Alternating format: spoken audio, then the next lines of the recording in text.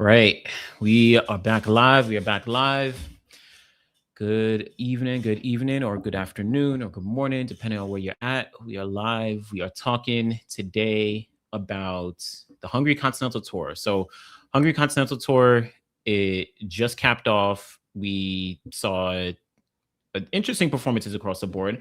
Nothing as crazy as maybe some people might have expected. But so we're going to talk about Hungary Continental Tour, and then we're also going to preview the London Diamond League.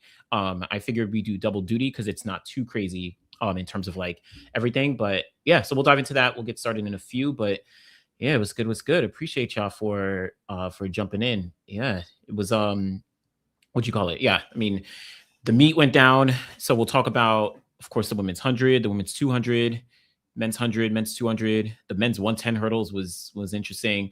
We got the men's 400, the 100 hurdles, so all that. And then we'll dive into London. London Diamond League is actually even better than, I mean, I don't know, it's even better than I thought, but like, I mean, we got Jordan Anthony, Kaisola Ajayi, Oblique Seville. They're going to be going head to head in the 100. We got Gabby versus Julien once again in the 200. So London Diamond League is actually going to be, it's actually going to be very good. It's actually going to be very, very good. You know what I'm saying? Oh, why?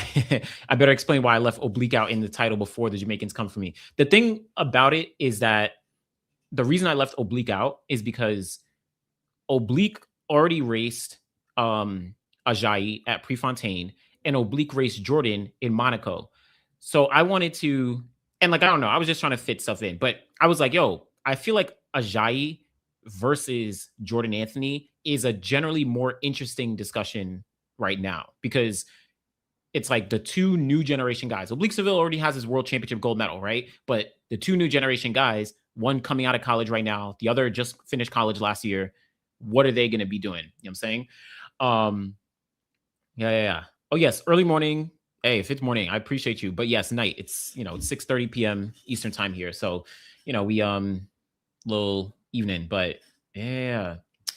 Um yeah, I think I know Jumpman did a video earlier, like months ago, about how Ajayi is like, he's kind of turning out to be who we expected Jordan Anthony to be to a degree. But I think, well, actually, speaking of Jordan, we'll talk about him. He actually explained that he was dealing with some mental health issues. Well, not yeah, like because he lost his father around the time of June or so, so that kind of affected him. So we'll talk about that as well. Um, let me see. Oh, okay. So with the fields they got, they need to upgrade this to a Diamond League real quick. They even got Sydney to run post World Champs in 2022. Oslo and Stockholm wish they can get fields like Hungary. Yeah, I mean, the Hungary Continental Tour has always been like this, though. Even, well, really since I think since post pandemic, 2021 is the first time that I remember the Hungary Continental Tour being like a high quality meet. I don't remember it much, if at all, prior to 2020. Um, but yeah, I mean, it is high quality. But granted, you also have other meets that are just as high quality. Like think of the LA Grand Prix, right? That was also pretty high quality. We had the meet in Texas, right, at Texas A&M, the Lone Star Grand Prix. That was also high quality, right? You used to have remember the New York City Grand Prix that, I guess they stopped it, but it was happening from 2022 to 2024, right? 3 years. That used to be a Diamond League meet, right? So there's a ton of logistics as it relates to a meet becoming a Diamond League. But I mean, yeah, these fields were really good. Definitely, these were some really, really good fields. So, yeah, Jacoby Tharp was crazy. 12.85 point in coming off the 10th hurdle. Listen, let's talk about it in a second. But yeah. So we'll talk about Jordan. Yeah, he did reveal it in an interview in terms of like what was affecting him. So it makes sense because we saw what he did in Monaco. He actually did jump back up. So we'll talk about that. And then yeah, Sam Blaskowski, he's not even going to USA's. I don't know what's up, but we'll see. Yeah, okay. Yes, this is a good point, right? So Silesia used to be a Continental Tour meeting before being elevated to a Diamond League. Also, I mean, well, no, I was going to say New York. This is before the Diamond League existed, so that's not fair. But yeah, I don't know. I'm trying to think. I don't know if Rabat ever had Rabat had a meeting there, and it was elevated to Diamond League status as well. I'm trying to think of like anything else, any new Diamond Leagues. there's no the Chinese Diamond League. Those meets didn't exist. Well, in theory, they didn't really exist. But yeah, there's a few different meets across the board. But some of the other ones, right? Prefontaine, London, Paris, and all that. They already existed forever. Not forever, but Lausanne, et cetera, et cetera. Um, okay.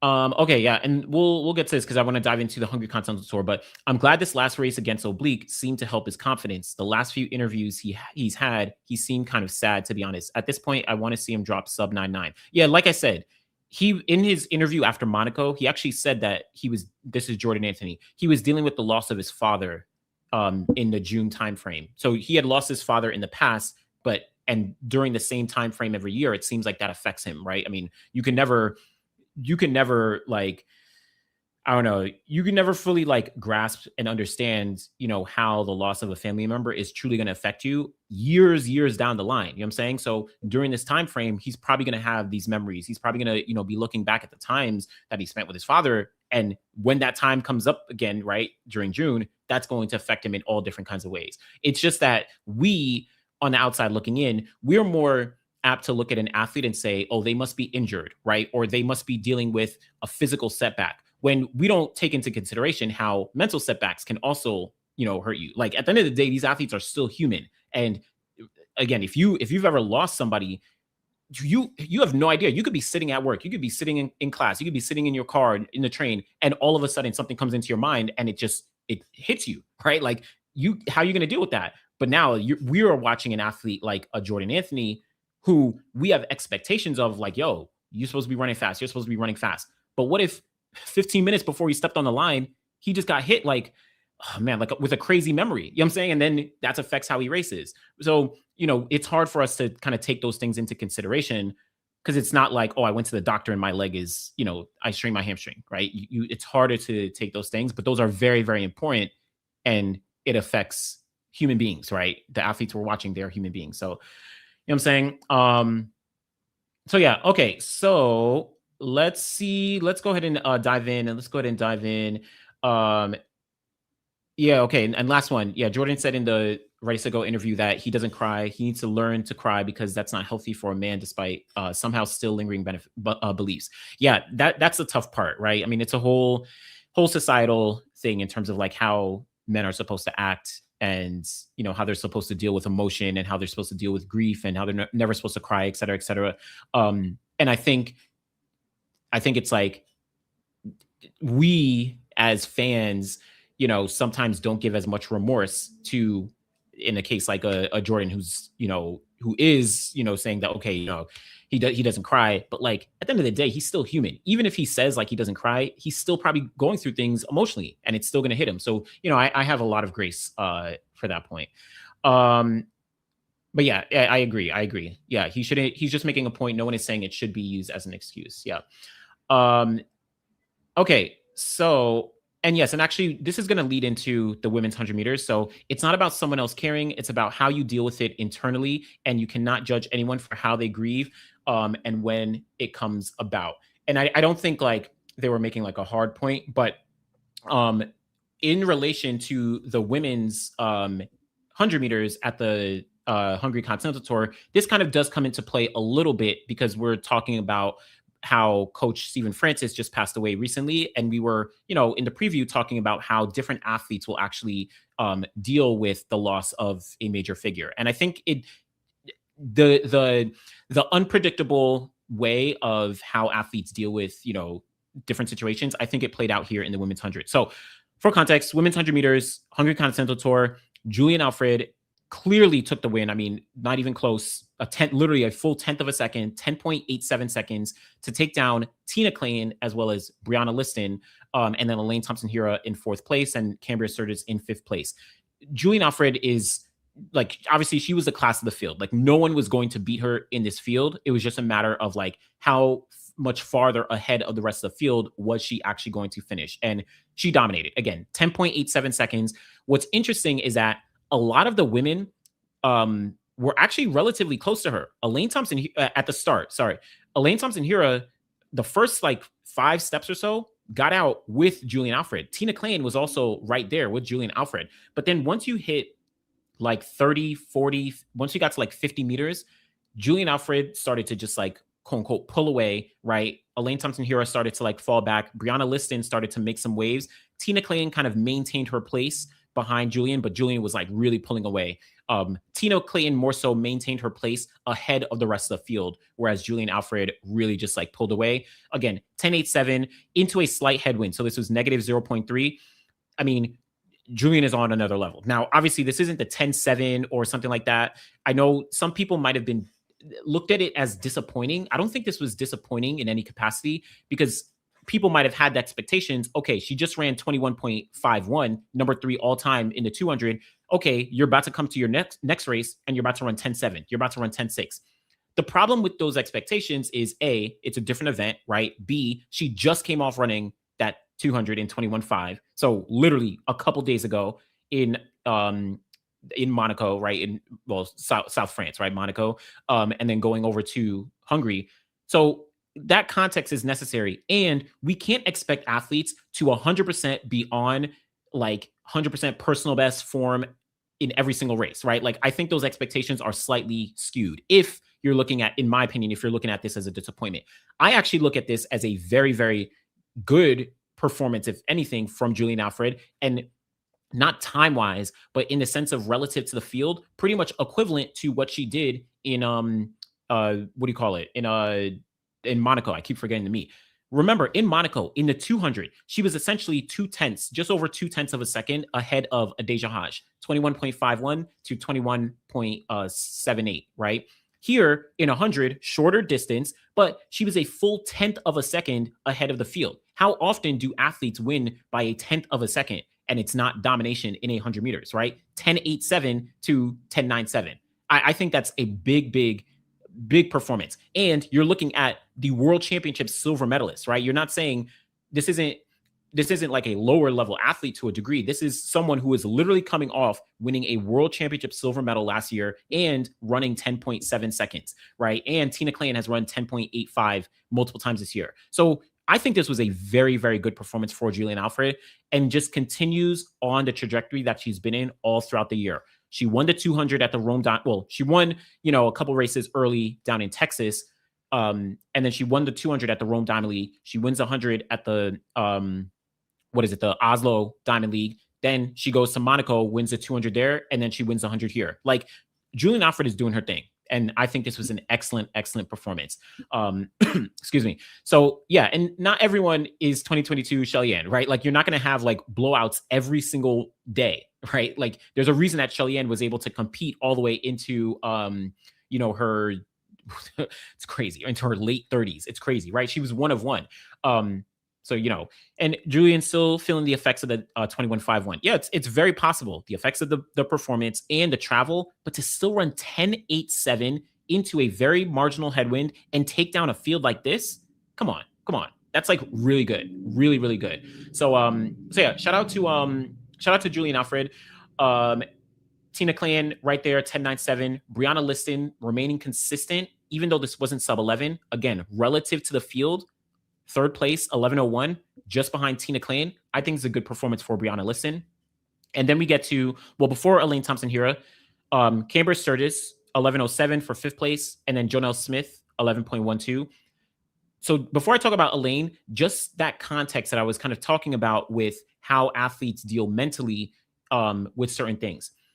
Jonelle Smith and Tina Clayton, they both train they both train in MVP, right? So they were coached by Stephen Francis.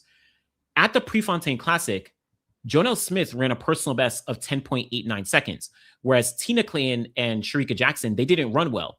And the conversation there was like, okay, maybe Tina Clayton and Shericka Jackson were affected by the loss of Stephen Francis, knowing that information. Very well could be true, right? But then Jonelle Smith, she performed very well there. But then the reverse, quote unquote, kind of happened here, where Jonelle Smith didn't perform well, whereas Tina Clayton, she stepped back up, right? And again, the conversation was, okay, how are they going to still perform after the loss of Stephen Francis?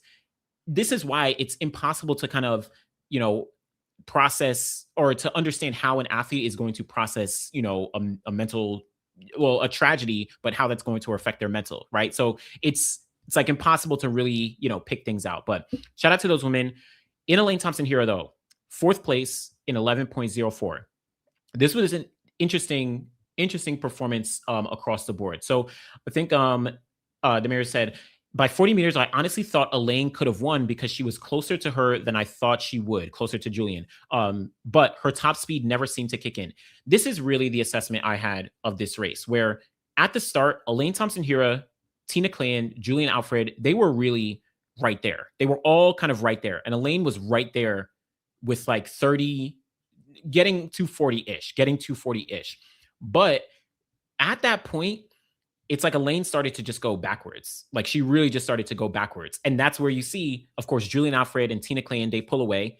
Brianna Liston, she's on the outside and she runs down Elaine, right? She essentially runs down. Though I haven't seen like a side view, so maybe she was a little bit ahead, but I don't know. But for all intents and purposes, I think Brianna Liston runs down Elaine and just edges her out by 300ths of a second. And Elaine just started to go backwards. So what I look at this as is overall, can't read too much into it. I think there's still the context of Elaine, this being her first full year back. But I think even myself, us, track fans and specifically Jamaican fans in general, like we definitely get excited around the idea of, oh, wow, okay, she ran 10.92. Okay, wow, she ran 10.91. So that means she's about to, be here. Or that means that she's going to continue to make progress, right? But then you look at an 11.04 and you might see that time and be a little bit disappointed. I'm not actually disappointed with the time. And I don't even know if disappointed is the right word. The time to me is irrelevant. Just like I was saying with like Julien Alfred, whatever. She didn't run 10.7, doesn't matter. She beat the field by a wide margin. What I look at with Elaine and where I might have some questions. Now, again, all context that this is her first year back after multiple injuries. So who knows what, things, she's taking things race by race, right? She just came off a little bit of a hamstring injury. So it is what it is. But all I'm thinking about as it relates to this race is it's still not going to be a sure shot that Elaine will definitely be capable of like slotting right in and challenging with the top women. I know I did a whole video about the 100 meters and how, Elaine, Tina, Julien, Melissa, Sha'Carri, and Sharika, like those are the 6 women and whatever. But it's really to think about if Elaine Thompson is in a race like this and she finishes 4th place to Julien Alfred, Tina Clan, and Brianna Liston. And not in a way where it's like they were all up there with her. Like Brianna Liston ran her down, right?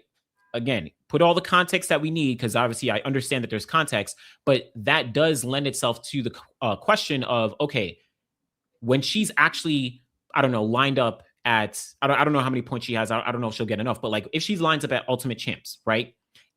When you have Julien Alfred, Tina Clan, Sharika Jackson, Sha'Carri Richardson, and Melissa Jefferson Wooden, are we putting her in that same conversation, right? Like, are we saying, okay, Elaine Thompson Hira is definitely going to contend with these women who are running, 10.8s, quote unquote, in their sleep, right? Like Julien, and this is all due respect, but like Julien Alfred just ran 21.51 and is like, okay, let me hop in this field real quick and get another 100 meters in, right? Like she just ran 10.8 and she's going to go to London. We'll talk about that in a second, right? Like, is Elaine Thompson Hira ready for that? Is Elaine ready for Melissa Jefferson Wooden and Sha'Carri Richardson going toe to toe, running 10.7, in 100? Sha'Carri runs 10.7 back-to-back weeks, right? Like those are the conversations that I'm thinking about when I see Elaine finishing 4th place here, just behind Brianna Liston, getting run down by Brianna Liston, and then Cambria Sturgis the same, 0.3 away, right?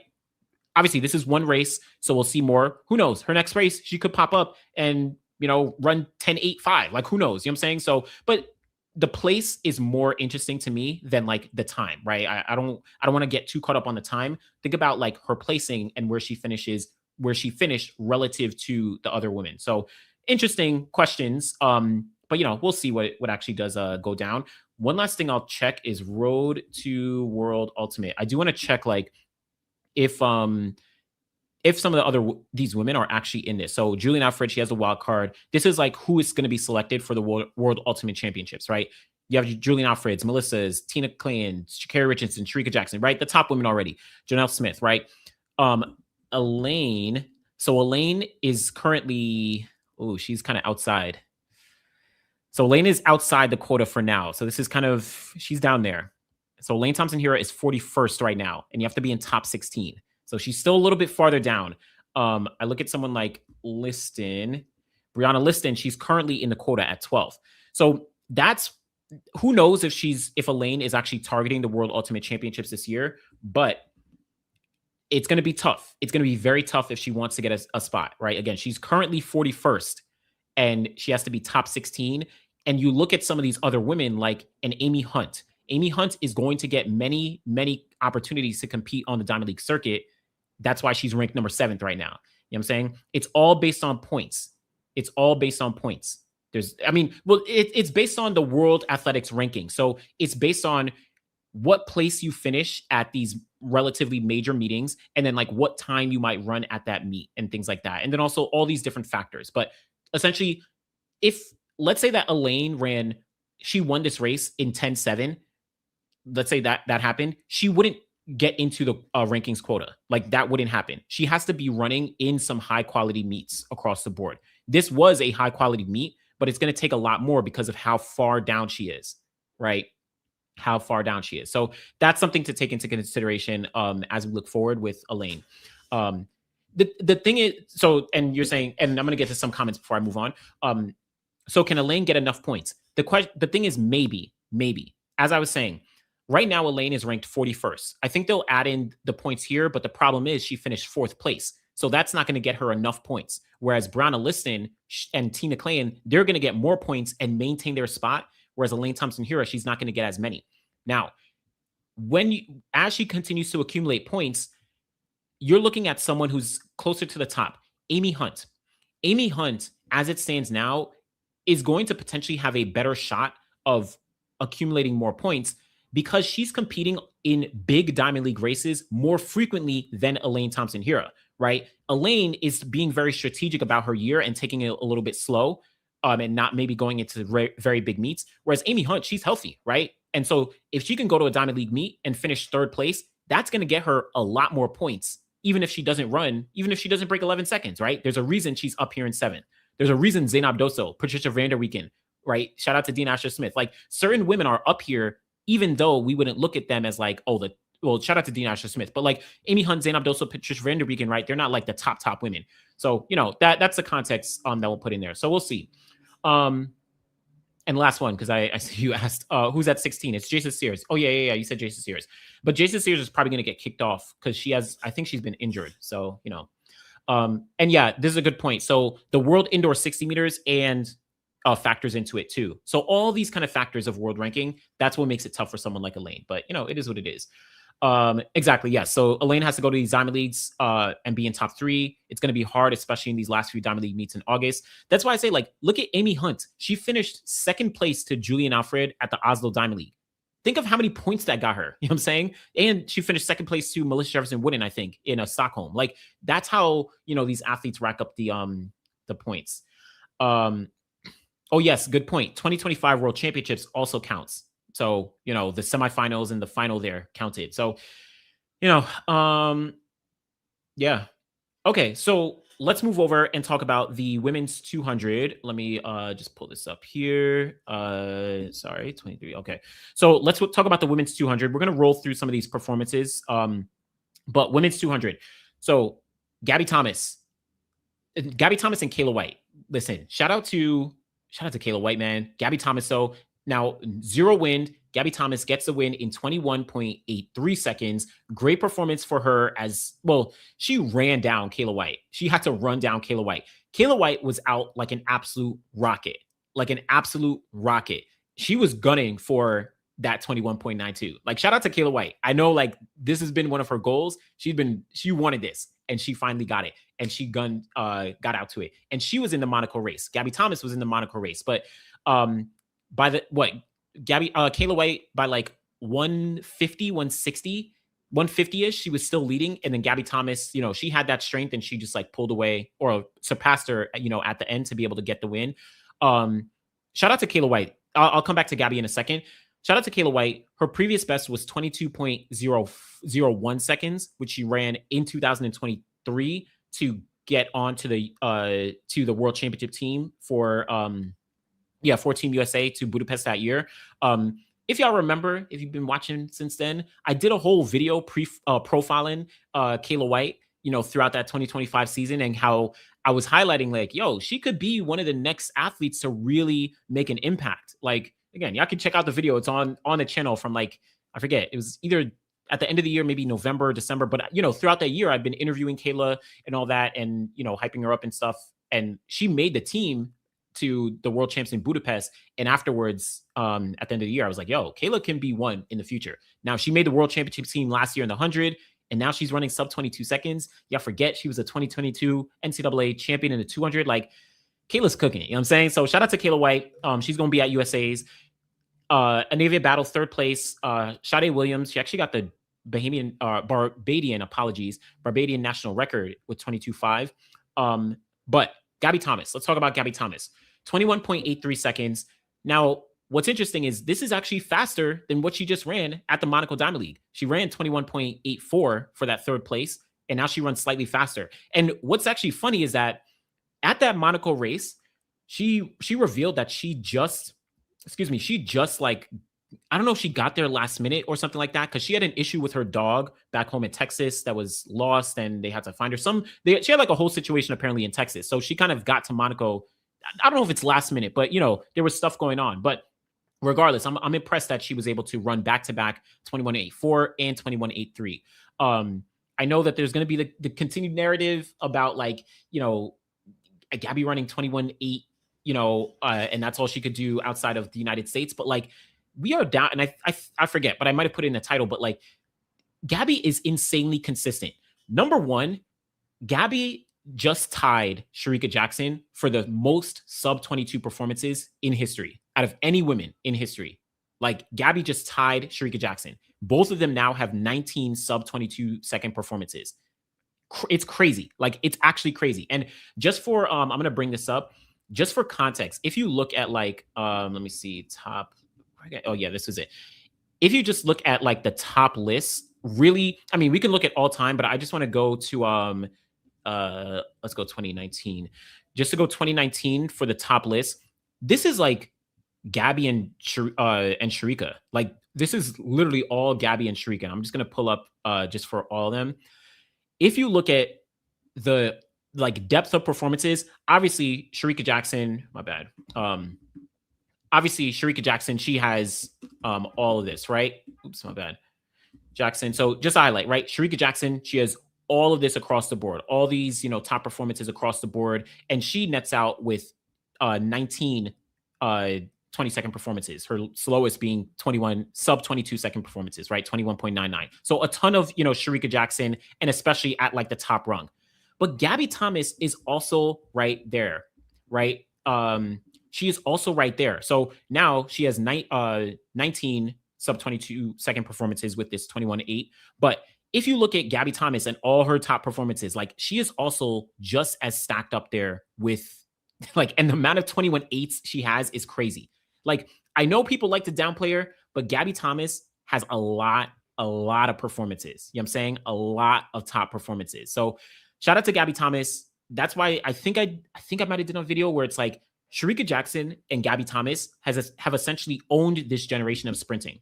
They really have. Obviously, Elaine has that gold in 2021. Melissa has the gold in 2025. But between then, Shericka, Gabby. And then in 2023, when Shericka won gold, Gabby was right behind, getting that silver medal, right? So there's so much depth between these two women. And I think we downplay Gabby Thomas looking at like the times. Again, you can say that running 21.8 is hard. That's what I'll say. Running 21.8 and as consistently as Gabby does it, as consistently as Shericka Jackson is able to do her thing as well, like, that doesn't come easy. Julien Alfred is now stepping into that fold. Obviously, she, she hasn't run the 200 as consistently. Right. Gabby is like a true 200 runner. So listen, this is good. And the big thing to think about, or for context, Gabby Thomas is not going to USA championships. She's not going to USA's. So she did Monaco. She did this Hungary Continental Tour. And now she's going to London, which we'll talk about in a second, with Julien Alfred once again. Listen, Gabby is out here. She's doing her thing. You know what I'm saying? So shout out to Gabby. She might break, she might.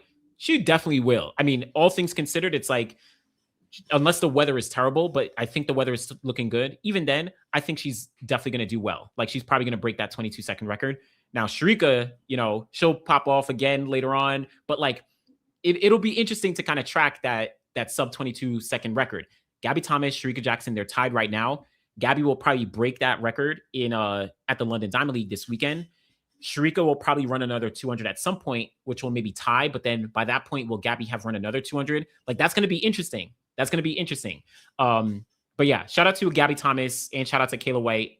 Listen, yeah, I'm mad happy for Kayla White. Again, if you haven't already, I did a video back in 2023 highlighting Kayla White. That's the year that she also transitioned between like coaches. She was at North Carolina A&T, and then she moved down to Dennis Mitchell. So shout out to Kayla White.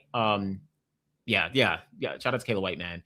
But yeah, so 200 was pretty good. Yeah, but yes, I mean, yes, 21.83 is good, but it's a far gap between 21.8s and 21.5s.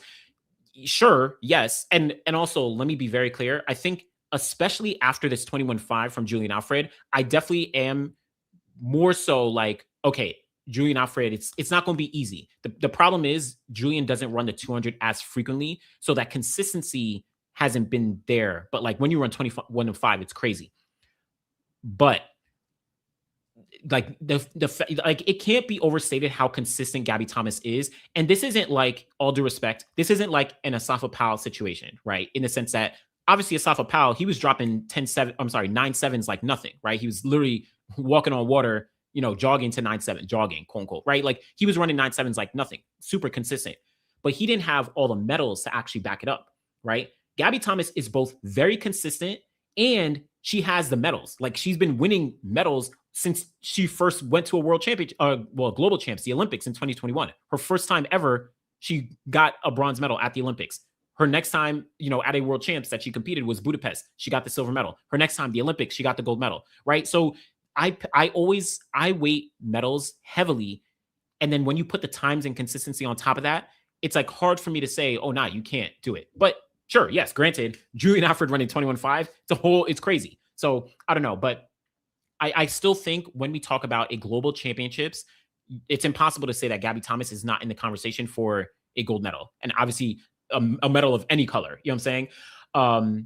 But yeah, so, but yes, I do agree with this, that Gabby got a terrible first half. I looked at her from the blocks and I was like, what are you doing, Gabby? What are you doing? You know what I'm saying? So it's crazy. But obviously she did run, she had her typical thing. If she got a good start, she probably would have run 21.7. But I mean, regardless of time, like she did a great performance here, and so did Kayla White. Let me see. Oh yeah. Well, maybe. Interesting. So notice how Kayla White be all over the place recently, was just at Monaco, now at Hungary, trying to escape the drama of the camp. I mean, I don't know. Let me say, I don't know. I know that Kayla White, though, is locked in. She has goals this year. Like she has goals this year. Running sub 22 was one of her goals, and she did it here. And I think that's why she kind of approached the race the way that she did. But she's locked in. Like, what I'm saying? Kayla White really wants to lock in, and she's healthy. She's focused. So, she's doing a lot of work. Yeah. And then, yeah, shout out to Kayla White. She did absolutely amazing. I'm so happy for Kayla White. So happy. Okay. Yes. But I do sense, like I said, I sense this for Gabby in terms of the time. I definitely sense it coming. So we gonna see. Yes, Gabby Thomas, she's not going to USA's. Obviously, next week I'll do a preview of USA's. But yeah, she's not going to be there. Just for context, Gabby Thomas, Masai Russell, Jacoby Tharp, Ja'Cory Patterson, they're not going to be at USA's. Because all the entries were due yesterday. And like everyone, not everyone, but yeah, everyone else is there. Like Sha'Carri Richardson entered, Melissa Jefferson Woodin, Noah Lyles, Kenny B, like Christian Cole, like everybody, all those other people are entered, but Gabby Thomas, Masai Russell, Jacoby Tharp, they're not entered, and Ja'Cory Patterson. So, but we'll see.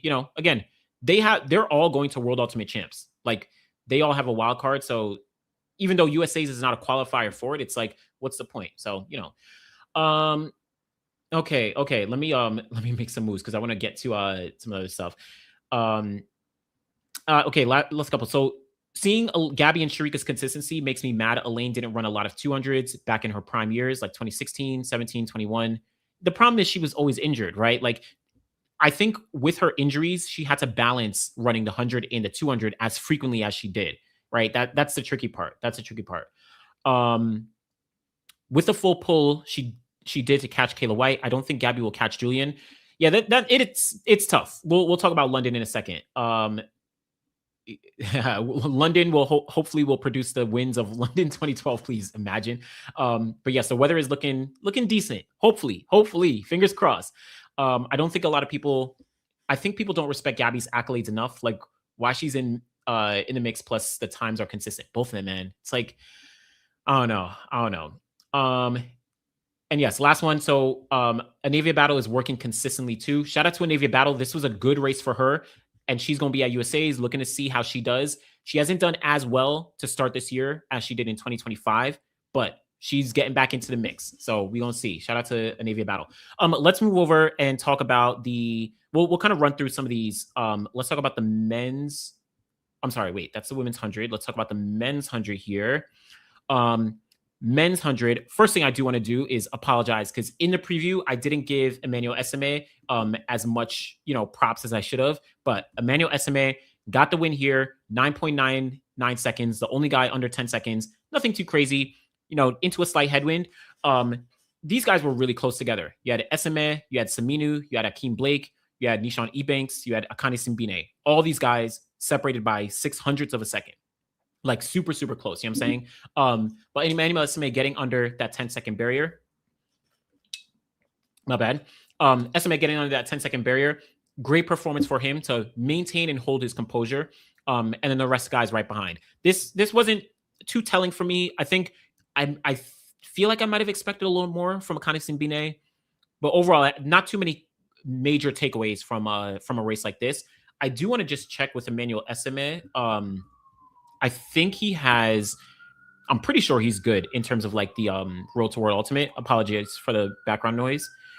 Let's see. Yeah. Okay. Oh wow. So he's 12th. So I didn't realize he's like a little bit farther back. So he has to make sure he's been consistent, but like he's on the edge. Akeem Blake kind of on the edge as well. Any of these guys who are like maybe like 12 to 16, it's a tricky spot because at any point someone could like really pop off. So hopefully he stays. He just got to stay consistent and he'll be good. You know what I'm saying? But yeah, overall, good performances from these guys. Sam Blaskowski is another one who I was a little surprised at.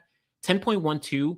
Not necessarily surprised at the time, but more surprised that he's also not going to USA's. Now, he's not a top name or anything, but I would have figured that would have been a good opportunity for him to go to USA's, potentially make the final in the 100 and get some good points because Sam Blaskowski, he's ranked 28th in the 100 going into World Ultimate Champs. So he doesn't have a lot of points. Going to a national championships would get you a lot of points, but he's not going. So I don't know. But we'll see. We'll see what's up. Let's see what's up. Yeah, hey, Sam is coming. Oh, my bad. Sam is coming. Oh, and yeah, they're talking about Elaine with the 200s. Yeah, I don't know. Maybe I need to look back. I just assumed that it was I know someone said it, but I assumed that maybe she balanced. I didn't actually look back and see. Been waiting for Blake to pop off since that 988. Yeah, he ran a windy 988 early this year, right? Obviously he's run 988 in his career in the past legally, but we'll see. So yeah, so we'll see. Oh my gosh, he said, how did Shelly run 10.67 on this track? I mean, Shelly ran 10.67. You have Steven Gardner, he ran 43. He ran 43.8 or 43.7 on this track.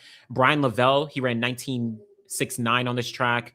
Actually, no, this Budapest track is the World Championship track, if I'm correct. I'm pretty sure this is the World Championship track.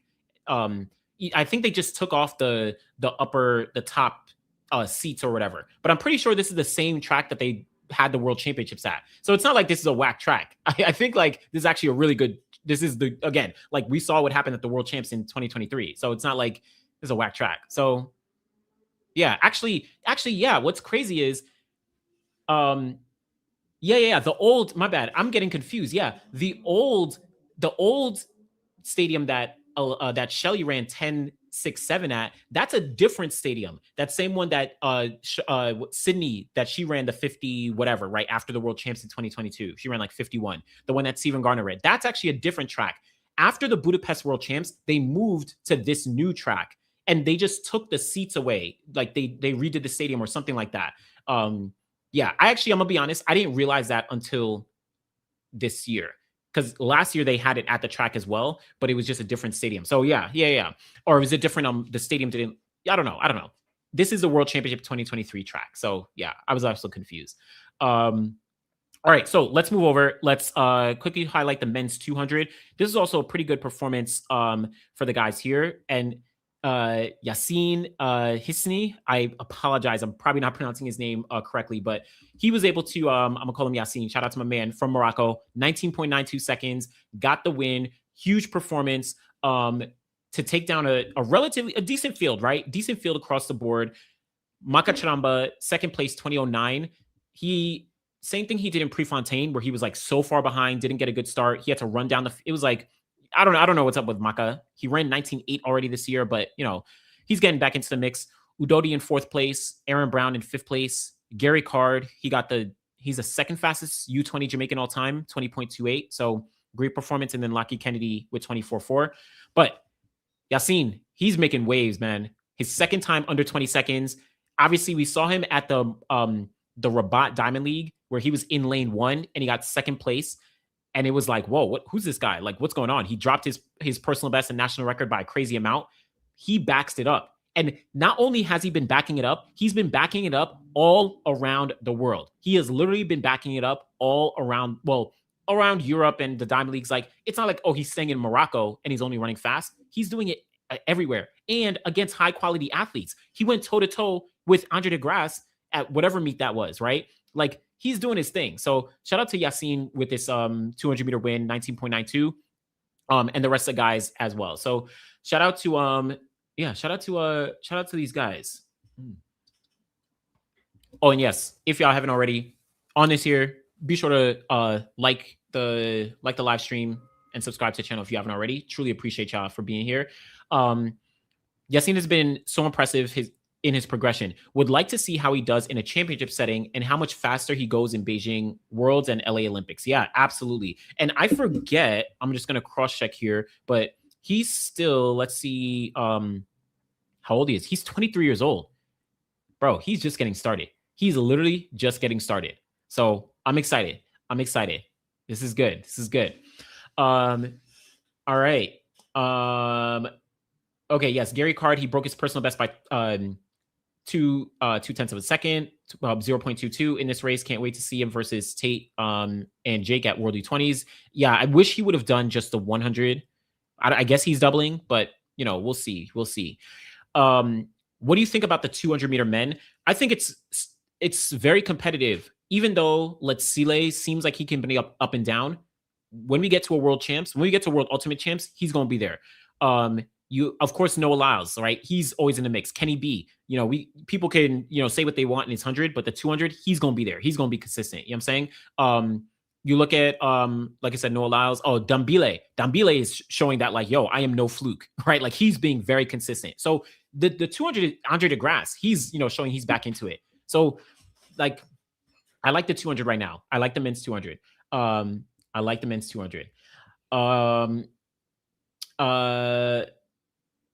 Oh, okay. Thanks. So Yassine Hussein. Okay, got it. Thanks for that cross check. Because yes, that is obviously I'm going based on like the spelling, but Yassine Hussein, if I'm pronouncing it correctly. I appreciate that. Yes, correct. So Kenny Bednarek is not running the 200 at USA's. He's only entered in the 100, whereas Noah Lyles, he's entered in the 100 and the 200. But it's also like, we'll see. At least Kenny, he's only running the 100. Noah may only run one event. Who knows, right? The entries were finalized yesterday, but the declarations are finalized on Monday. So we'll see athletes scratch from different events by Monday next week. So for example, like Melissa and Sha'Carri, they're both entered in the 100, 200. I don't know if both of them are going to double up. Like, you know what I'm saying? So we'll see. And yes, I agree. Gary should have stuck to one race. he couldn't even double at Jamaican Championships. He had to drop out. Yeah, I mean, I don't know. But granted, it's like you only get one. Well, he will only have one chance now at this World U20s. Like after that, he's not going to be in U20s anymore. So take the opportunity to double. The 100 is first, so maybe he does 100 and then drops out. I don't know. You're doing better than most of these announcers, to be honest, with trying to get the names right. Listen, I appreciate it. But this is why I'll never be an announcer. Because it'd be crazy. Not never. I'll never say never, but and yeah, Ramon, truly appreciate you, bro. You always showing so much love. So I really, really appreciate you, man. Okay, so let me go ahead and let's go ahead and move over to a couple others. Men's 110 hurdles from here, because I also want to get to London Diamond League to just preview it. Men's 110 hurdles, Jacoby Tharp. Jacoby Tharp is on fire. This race was ridiculous, like absolutely ridiculous. 12.85 seconds for Jacoby Tharp to like dominate the field. He won by over 15 hundredths of a second, by 0.16. He won this race over Jamal Britt, who ran 13:01. It's not like Jamal Britt ran a slow time. Like he ran 13:01, which is crazy, right?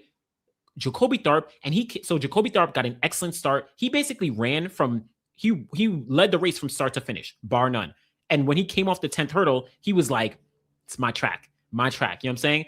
Like and also let's be clear, he probably would have run like a 12.83 or something if he didn't like, let up. But Jacoby Tharp is on one, man. He is on one. And I'm assuming you're saying this Jacoby Tharp is no fluke. Because yes, I 100% agree.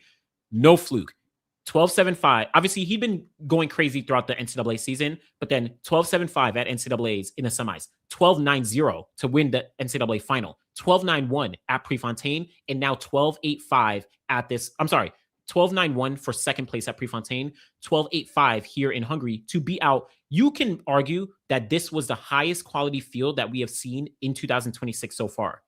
You can make an argument for that because you have Jacoby Tharp, you have Jamal Britt, Cordell Tinch, you have Menendez, who ran, 12:04 this year. You have Trey Cunningham, who ran, I'm sorry, Menendez ran 13:04 this year. My bad.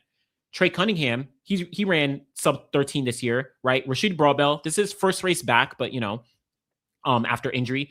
Tyler Mason, World Championship bronze medalist. Orlando Bennett, World Championship silver medalist. This was the highest quality 100-meter field that we've seen so far this year.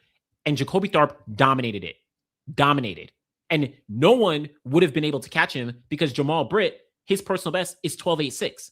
So listen, man. And we already know that Jacoby Tharp is proven in the sense that he's won USA championships last year and he made the world championship final last year. So it's not like, oh, he doesn't know how to, prepare himself for the end of the year. He did it last year. He won NCAAs, USAs, and made the final at world champs, right?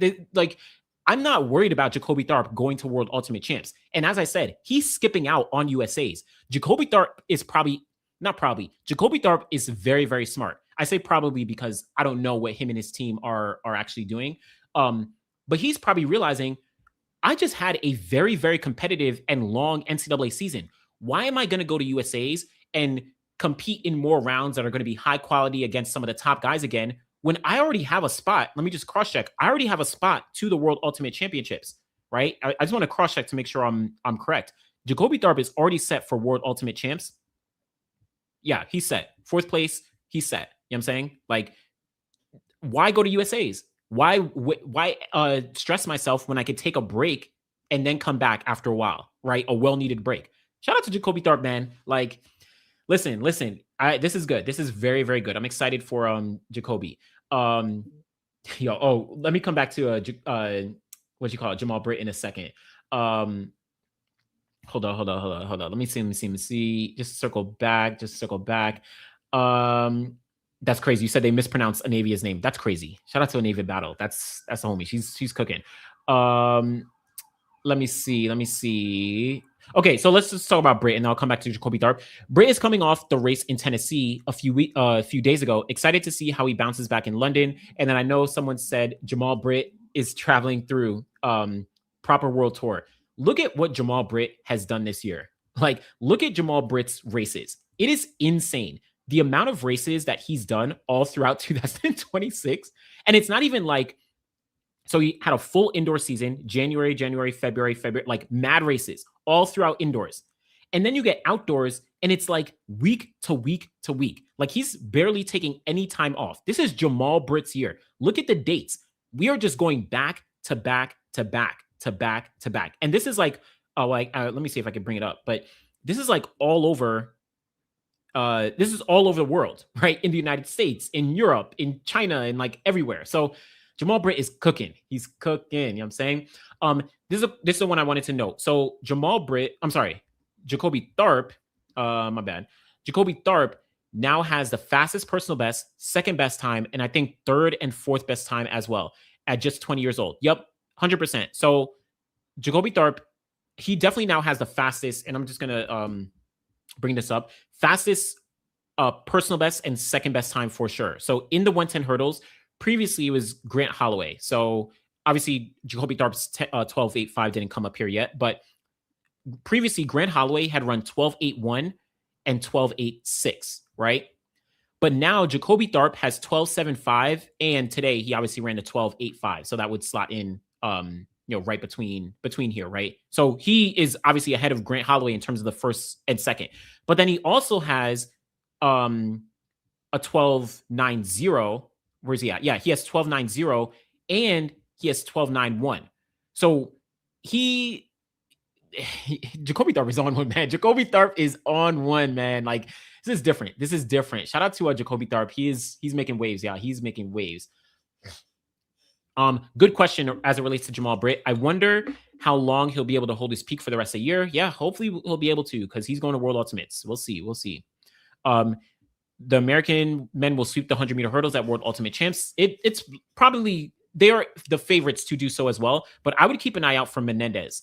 I feel like Menendez might have a big jump this year. He might do something big later on in the year. So we'll see. Excuse me. Is this a greatest 60-meter hurdle, 110-meter hurdle season ever with times? Because what the actual hell, Trey to Jamal to Jacoby, it is. This year is crazy. It's crazy. And shout out to Grant Holloway. I wish Grant Holloway was here because I'll only imagine like what he'd be doing. I mean, I don't know. I obviously times, yeah, for sure. I wonder what something like 2007 looked like. But no, it wouldn't have been as great. I was thinking of the year of like, or the time of like Darren Robles. You had Lu Jiang. You had what's his name? I forget his first name, but Payne. He got a medal at the Olympics or the World Champs in 2009 and 2007. You had David Oliver around then. So I don't know, but it very well could be. This we'll say this is an era. This is an era. Like, so yeah. Okay, my bad. Okay, my bad. I want to get through so I can make sure we can get to the London preview real quick. Women's 100-meter hurdles, for the most part, this was pretty chalk, we'll just say, for the most part. But I think still a great performance, kind of getting a little desensitized to it, which is crazy. But Masai Russell, 12.33 to get the win. Renaya Jones, consistency, 12.47 seconds. She ran a little bit faster earlier this year, but she's been very consistent. This is a breakout year for Renaya Jones. Alicia Johnson, 12.49. So great performance here. Karika Hill, personal best, 12.50. So yeah, this was a personal best for her. And then shout out to the rest of the field. I feel really bad for Serena Sambamaela, 13.09. She just wasn't in it. Still coming back from injury. So, hopefully she'll get back sooner than later. But yeah, Renaya Jones. Don't sleep on Renaya Jones. She is, bro, she's only 25. Well, she's actually 24, turning 25 in September. So she's young. She's still young. She's creeping up. You know what I'm saying? She's creeping. So we'll see. Yeah, so no, Serena didn't hit a hurdle. So for context, she won the Olympic silver in 2024. After that, she got injured in 2025, right? Since then, she's come back this year and she's had a slow comeback. She ran 12.50, I think, at a meet down in the United States somewhere, I think. But then I think after that, she picked up, I don't know if she picked up another injury, but she had some setback because she pulled out of the Paris Diamond League. She didn't run there. So now we got to see her again, but she just didn't she didn't hit a hurdle at all. I actually watched the race back to check if she did, but she didn't. She just didn't have it. So I don't know. I don't know. Maybe conditioning as well. So, um, does Masai have the longest winning streak in the women's 100-meter hurdles? I doubt it. I actually, I'm going to cross check this now because I would, let's see. So Masai Russell. So we can actually cross check this, and apologies for any background noise that might come. I think, yes. So winning streak. So, let's see. October 2025. So she won Athlos. Let me cross check this. So, okay, so she won Athlos. So right now it's 10 wins. Her record is 10 wins. I don't know why they break this up as it is, but she has 10 wins from Athlos last year all the way to this meet, right? Obviously, she lost at the World Champs. But so she has 10 consecutive wins. I don't know why they break this up from here, but I'm pretty sure she has 10 consecutive wins. Now, if you look at Jasmine Camacho Quinn, I don't think. I think I would bet that Sally Pearson might actually have a record, a decent record. So, and I can't check Gail Devers. World Athletics doesn't go back that far for whatever reason with their winning streaks. No, Gail Devers. This is Sally Pearson. Ooh, okay. Sally Pearson has more. So Sally Pearson, based on this, I'm going to skip out all these. I'm just going to call this one. Well, more, I don't know. She has 10. She has 10 wins here. Based on, based on what I'm seeing, she has 10 wins. I need to let me just cross check. My bad. I know we're kind of going through it, but Sally Pearson might actually have a few more because she also gets a benefit of being in Australia and racing a lot of races there. So the win streak may be skewed in the sense that no one in Australia is going to beat her. Oh no, she doesn't. No, never mind. This is not right because I don't know. This is complicated to look at. She lost at Monaco. This is Sally Pearson. I don't know. I'm gonna do one more check. I just want to check 2011. In 2011, what did Sally Pearson do in the 100-meter hurdles? Nah, Sally Pearson OD'd. Sally Pearson in the 100-meter hurdles in 2011, she OD'd. Yeah, she has 1, 2, 3, 4, 5, 6, 7, 8, 9, 10. So she has 10 consecutive wins in 2011. And then she DNF'd in Brussels. So she probably hit a hurdle. So Sally Pearson, Masai Russell, let's say for now are probably like tied. I don't know. That was quick research for the most part, but it's interesting. It could be Gail, but it could be Gail. The problem with World Athletics, so I can't do sometimes their data for World Athletics, their data only goes back to like 1996. Anything before then, there could be some meets that are missing. I know their accurate data for the most part goes back to like 97, maybe 2000 ish. So once you get into the 90s, it gets a little tricky, but maybe Gail. Okay, Sally Pearson has 19 from 2010 to 2011. Crazy. Oh, Jordanka Donkova. Actually, Jordanka Donkova probably has the best winning streak. Yeah, that's actually probably true. that's actually probably true.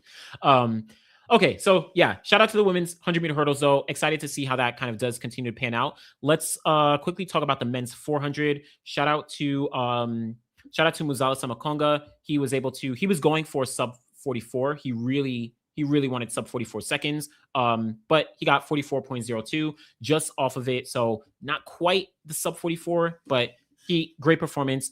Nothing too crazy behind him. Molnar, 44.51, got a lot of love from the hometown crowd. Zakiti Nene, 44.57. So good performances across the board, but really nothing too crazy. London, we're going to see, some more high quality races. Women's, let me see what I had. Men's 400 hurdles. This was a good race for sure. But nothing too like absolutely spectacular. But let me zoom in here, man. Sorry.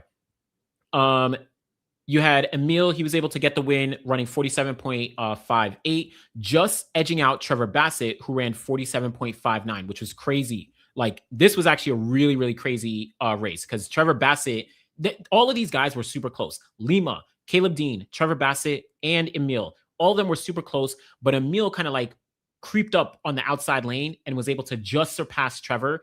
So getting edged out by a hundredth of a second. Caleb Dean was right there too, 47.62. So great performances for all these guys in the 400 hurdles.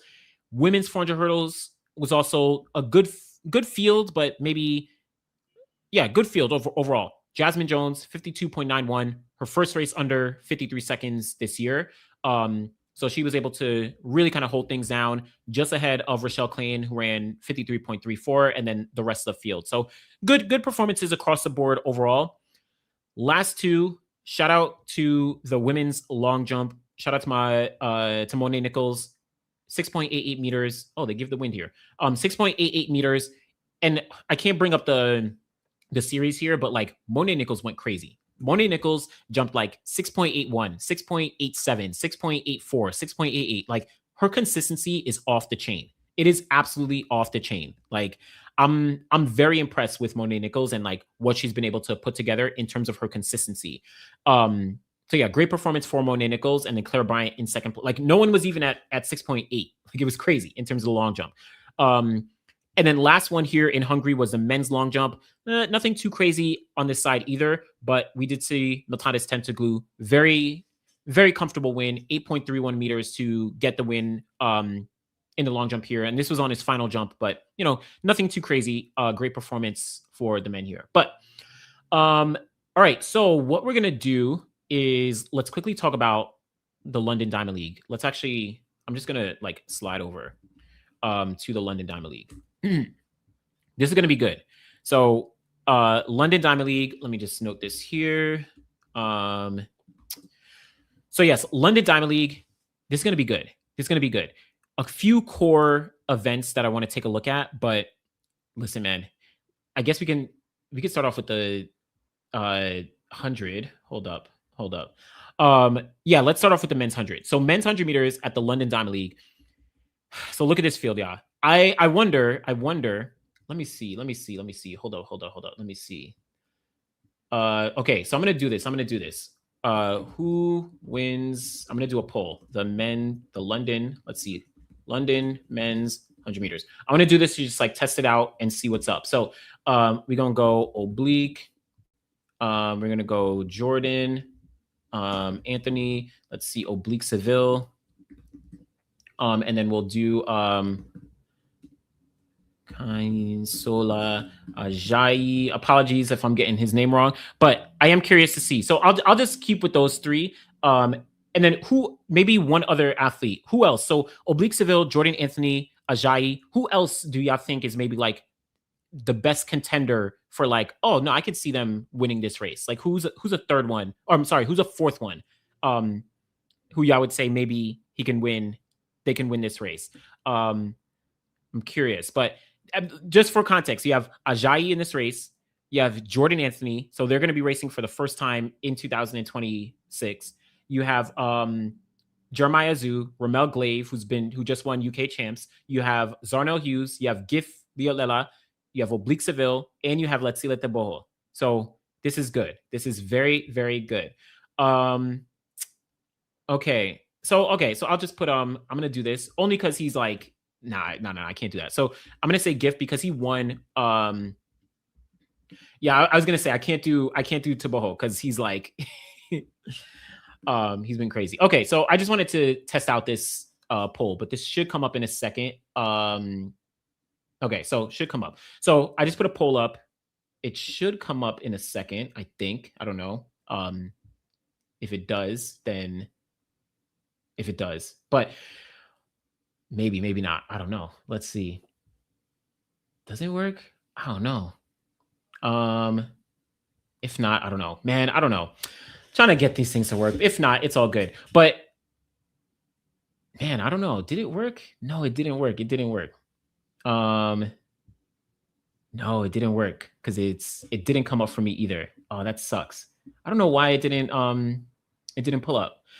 All right. Anyway, we'll try it again next time. Anyway, in terms of the men's 100, so London Diamond League, this is going to be very interesting because Ajayi is coming off a massive win at NCAAs and at Prefontaine Classic. and he's targeting the Commonwealth Games as well. So he's going to be there as well. It's going to be interesting. Oh, yes. My bad, my bad. That's what y'all do. Okay. That's what you do. In the chat,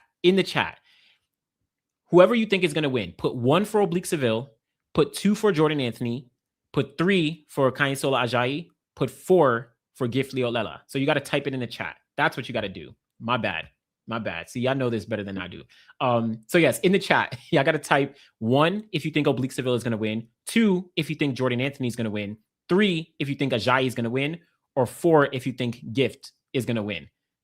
Thank y'all. I'm learning, y'all. I'm learning. The poll used to be done differently. Okay. So mostly Oblique Seville, which is interesting. Okay. We'll let it run for a little bit. Like, okay, it's a little bit more Ajayi now. Okay. He said just to be nice 4 with a GIF. No one's voting for GIF. Okay, now Ajayi got a little bit more. Okay. I know y'all spamming. Okay, y'all spamming now. Okay. I'm now y'all spamming it. Okay, we'll let it be. We'll let it be because I know y'all spamming. So we'll hold it down. So in general, I mean, I think most people, I know Nigerians going off. Jamaicans are spamming. So I think most people actually are split between Oblique and Ajayi because people started to spam. I think it's pretty split there. And then there's maybe Jordan. And granted, let's also be very clear that anyone can probably win. But I think we're looking at Ajayi and Oblique Seville. Those are probably the 2 guys who are like, okay, because we just saw Ajayi at Prefontaine Classic and NCAA's, like he doubled back. Yeah, he doubled back. Actually, I have a thought, but like he doubled back from NCAA's, won that in a windy 9.72 or whatever it was. And then he ran the 9.84 at the Prefontaine Classic. So great performance for him. But and he took down a super high quality field that included Oblique Seville as well, right? But the question that I have is like, okay, now you're going overseas. We just saw what Jacoby Tharp did, right? Are you able to also replicate that, right? Are you able to replicate that, though, either the time or the performance? I don't know about the time, but just like the performance, right? Can you actually do that when you're, traveling overseas and all that? Now, Ajayi is one who's proven. To me, he's proven in the sense that he made it to the World Championships last year. He made it to the final at the World Champs last year. He's been consistent against various different guys. So we'll see if Ajayi is able to do that. But Oblique Seville is operating on a level where he's looking like comfortable, right? He's looking like he's free. He's like, yo, I'm having fun out here. He goes to Monaco. Yeah, it's a close race between him and Jordan, relatively, 988 to what was it, 992. So, 400th of a second. But like Oblique Seville looks like he's having fun. He's healthy. So I think Oblique Seville is also going to be hard to beat. And he maybe looks at Ajayi of like, yeah. I mean, you got me in Prefontaine, but let me show you how it's really done. Maybe, who knows? But maybe Ajayi's like, nah, I'm out here to prove to y'all that was no fluke, right? NCAA's no fluke. Prefontaine, no fluke. Let me do this again. You know what I'm saying? So we'll see. But then Jordan Anthony, as I said, so he's coming off a good race. He ran 9.92 seconds to finish second to Oblique Seville. And as I was talking about, if you weren't here earlier, what do you call it? Jordan Anthony in his post-race interview, after Monaco, he was saying that one of the reasons he wasn't doing well during June was that he was dealing with his mental a little bit, because that's around the time that he had lost his father. So in previous year, many years ago, from my understanding, right, he had lost his father. And so during the time period of June, he was saying that's when, my mental health starts to kind of go through it a little bit. And that's what he revealed. So that gives a little bit of context as to why he wasn't doing as well in some recent races. And then he popped right back off, at the Monaco Diamond League. Right. So, and just to highlight again, I was saying this at the top, but like, it's sometimes hard for us as fans, as viewers, as whatever, to like understand and take into context when an athlete is dealing with something on their mental versus like a physical thing. Right. If, Gout said that, okay, I got a hamstring tear, we can understand because he gave us a medical report, right? Sina McLaughlin, she's, giving birth to her child, and, congratulations to her, to giving birth to her daughter. we can understand, okay, you're out for the year. But when someone is talking about how their mental state is affecting them, that makes it challenging for us to assess or understand how it's affecting. Because the example I gave at the top of like, what if Jordan Anthony, right before one of his races in like, what was it, Ostrava, what if like a couple hours before he just had a memory of, his family and his father or something along those lines. And that just affected him in a way that we can't understand what he's going through. And now when he lines up, that messes him up, right? Like he's not in the greatest state. So those are the things that we have to take into consideration. But I'm excited to see how Jordan continues to progress, and he's gearing up for USA. So he's going to be at USA Championships. He's probably getting into some good form. 992 in Monaco. His personal best is 991. Don't sleep on Jordan Anthony. He could do some damage in this race. And that's why before I move over to some of the others, you can never count out some of these athletes. It would not surprise me if Jordan Anthony won this race. It also wouldn't surprise me if Jordan Anthony finished like 4th or 5th, right? Like either of those situations wouldn't necessarily surprise me, but like we cannot deny Jordan Anthony's talent. Same thing with Ajayi. Ajayi could finish down the pack, but he could also win it just like he did Prefontaine, right? These are very, very tricky. We're not dealing with like a Usain Bolt situation, right? Like it's a whole different thing. So, shout out to these guys, but I know some of y'all said it. Zarno Hughes, he can pop off and win, right? Gif, Leolela, he won a couple of the Diamond League. Well, he won one of the Diamond Leagues earlier this year, right? In China. He's been having a pretty good, decent season, and he took some time off, and now he's gearing up for the for Commonwealth Games. So this can be a good mix across the board. Ramel Glaive, he just won the British Championships, right? Letsile is a mixed bag. He could finish first place. He can finish last place. You know what I'm saying? Like literally, it is that variable for Letsile. So I'm interested to see how this actually does play out for this men's 100. You said, yes, depression is serious. And I really do want to highlight,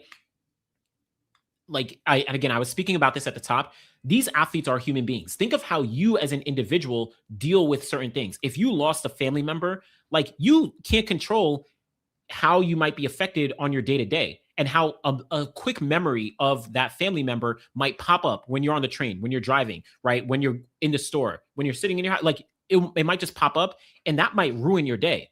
You know what I'm saying? So that's why I give a lot of grace to Jordan for both sharing that and being transparent about it. Even though it's tough, right? It's tough where we as like fans and stuff, like, we're going to critique them. So yeah, but shout out to Jordan Anthony. Hopefully that, he's definitely doing better. Hopefully he's doing better. Will we see Kashane at all this season? I'm going to be honest. Well, actually, so I was going to say, I'm going to be honest. I was going to say no, because he's injured. He came out, I think before World Relays, he said that he's pulling out due to injury. But then the reason I also hesitated is because think about Stephen Francis. Obviously, rest in peace, Stephen Francis, and his relationship with Kashane Thompson, and him, being instrumental in his progress. But if y'all remember, in 2023, Stephen Francis knew that Kashane Thompson was, injury prone, and he was saving him to make sure he was ready for the Olympic year and the World Championship year. He pulled him out of a bunch of meets to make sure he was ready. I don't know. Who knows what the situation in MVP is now in terms of like all that strategy and stuff like that. But is there going to be someone there to say, actually, Kashane, let's take the entire season off to prepare for 2027? Or is someone going to be like, okay, you're feeling pretty good. All right, go ahead and race this one race. Like, I don't know. That's why I say I don't know, but we'll see. We'll see. Because that's a scenario where like Stephen Francis is actually instrumental to an athlete's success and growth and development. You know what I'm saying? So that's something to think about. Yes. Another example here. Letila Toboho, he went through something when his mother passed away a few years back. That was actually 2024. His mother passed away in June. I think it was June or like late May, something around that time frame, 2024. And that hit him. That was like a real big blow. But he went to the Olympics. He basically ran in her honor, and like he went on a tear that season. You know what I'm saying? So yeah, like you never know how mental health and like these situations, the loss of a family member, all these things are going to affect somebody. So, okay, so Oblique, he's going to drop 9.8 minimum no matter what. Ajayi is trying to maintain his peak while Jordan is building into his. Yeah, could be interesting. That's an interesting breakdown. I could see that happening. Well, I think it'll be interesting to see how Ajayi does and how Jordan definitely is building into his peak. But Oblique is remaining consistent because he has no you know what I'm saying? Like he has no nothing crazy to do. But Jordan, yeah, Jordan didn't say he's depressed. Okay, that's fair. My bad. Depression is very different than mental health. That's a good point. So yes, very, very good point, actually, to call that out. Kishane is in mourning. He may be done for the season. Yep, Tabo. Let's see. Tabo thinks track is a team sport. Yeah, Tabo, he's like going, I don't know what he's doing. I realize Jordan Anthony has an excuse for everything. I don't know, man. Like, you gotta respect athletes, right? Like, you gotta respect athletes in their when you're dealing with mental health and stuff. Like, again, think of you. These athletes are human beings, right?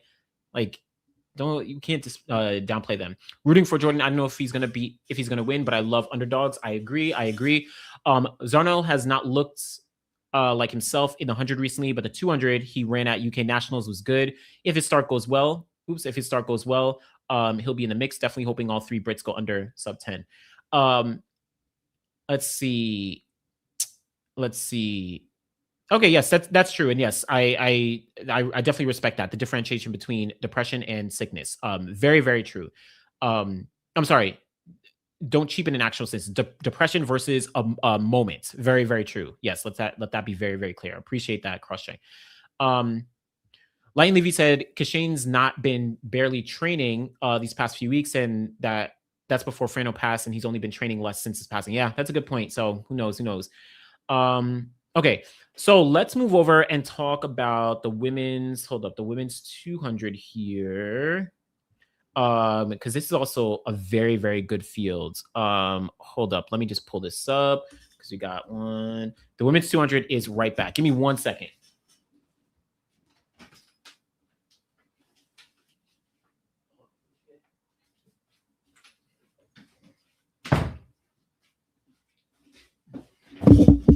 My bad. Okay, so women's 200. So last thing before I go in. So I hear you. However, sometimes the same thing you do in previous seasons may not necessarily work for future seasons, especially maturing as an athlete with injuries. Tough to judge. Yeah, that's fair. That's very, very fair. That's actually a very good call out. I think I appreciate that.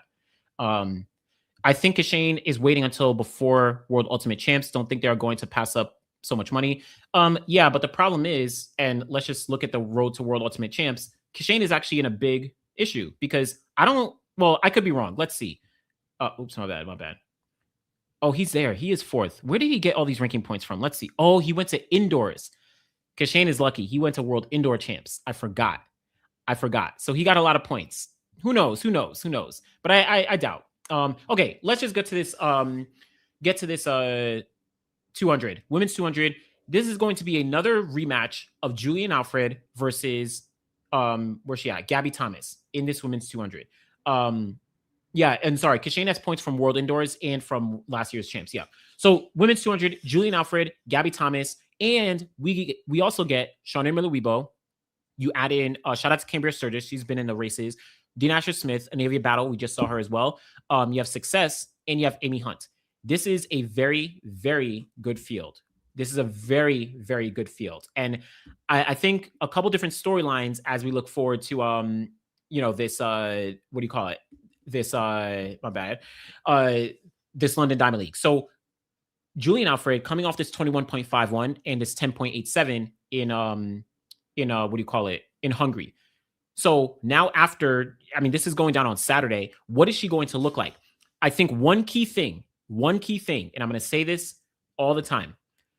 Don't expect her to replicate this 21.5. I would not set those expectations. That's going to lead you to be disappointed, right? That's going to lead us to, she doesn't run 10.7 in Hungary. It's a disappointment, right? This athlete, that's going to lead us to disappointment. What I'm excited for is to see, does Julien Alfred maintain a gap ahead of the rest of the field, or does Gabby Thomas step up, right? Does Gabby Thomas say, Julien just did that to me, right? People online saying I can't run under 21.8, right? Maybe Gabby Thomas is like, nah, this is about to be my moment. I'm about to really kind of step up and really kind of cook things, right? Or does Julien maintain that gap? Does she still have, whatever it was, three tenths of a second ahead of Gabby, right? Or does Shauna Miller-Weibo, does she kind of step up, right? Does Shauna Miller-Weibo get into like personal best territory, 21-7, right? Who knows? That's what I'm, and when I say that in the sense of like time, I know I'm harping on time a little bit, but I'm more interested here in the competition. Again, a race to time. If Julien Alfred is still a sizable gap ahead of Gabby Thomas, regardless of whatever the time is, that gives me a little more information as opposed to like, okay, Julien Alfred, let's say Julien Alfred runs, 21-7. What if Gabby Thomas runs 21? Let's say Julien Alfred ran 21.71 and Gabby Thomas ran 21.70, right? That the times are less relevant to me than the fact that Gabby Thomas in that scenario beat out and edged out Julien Alfred after losing to her, right? Because then I'm thinking about the motivation. Oh, Gabby used that as motivation to come back and beat out Julien Alfred. And in general, they're both on quote unquote even playing field in the sense that they were both in Monaco, they were both in Hungary, and they're both going to be in London. So it's not like someone got a break or this, that, whatever, right? Like that's going to be interesting. Now, I think most of us will probably look at Monaco and say, yeah, like Julien Alfred is the favorite. But who knows? Who knows? Again, Shauna Miller-Weibo, because she hasn't competed in a little bit, right? She may pop up and be like, yo, listen, I'm in this mix. Shauna is trying to get to world. I think she already has enough points, but she's probably trying to get to a top spot at World Ultimate Champs. You know what I'm saying? Like, that's what I'm really interested in seeing. The athletes here in this women's 200 and their head-to-heads. How competitive are they, right? And just for one other scenario, if Julien Alfred, let's say she runs 22 flat, but then Gabby Thomas is second place in 22.5. This is not going to happen, right? I doubt that's going to happen, but like hypothetically, that is going to be more telling to me because that's like Julien Alfred still has this massive gap ahead of the field. You know what I'm saying? Like that's what I'm really looking forward to. Now, I'm going to be celebrating if Julien Alfred runs another 21.5. If Gabby Thomas, drops a 21.7 or 21.6. Like obviously I'm going to be celebrating, but if Shawnee runs, Shawnee gets under 22 seconds, you know what I'm saying? Like obviously those times are going to be interesting, but like think of the head-to-heads.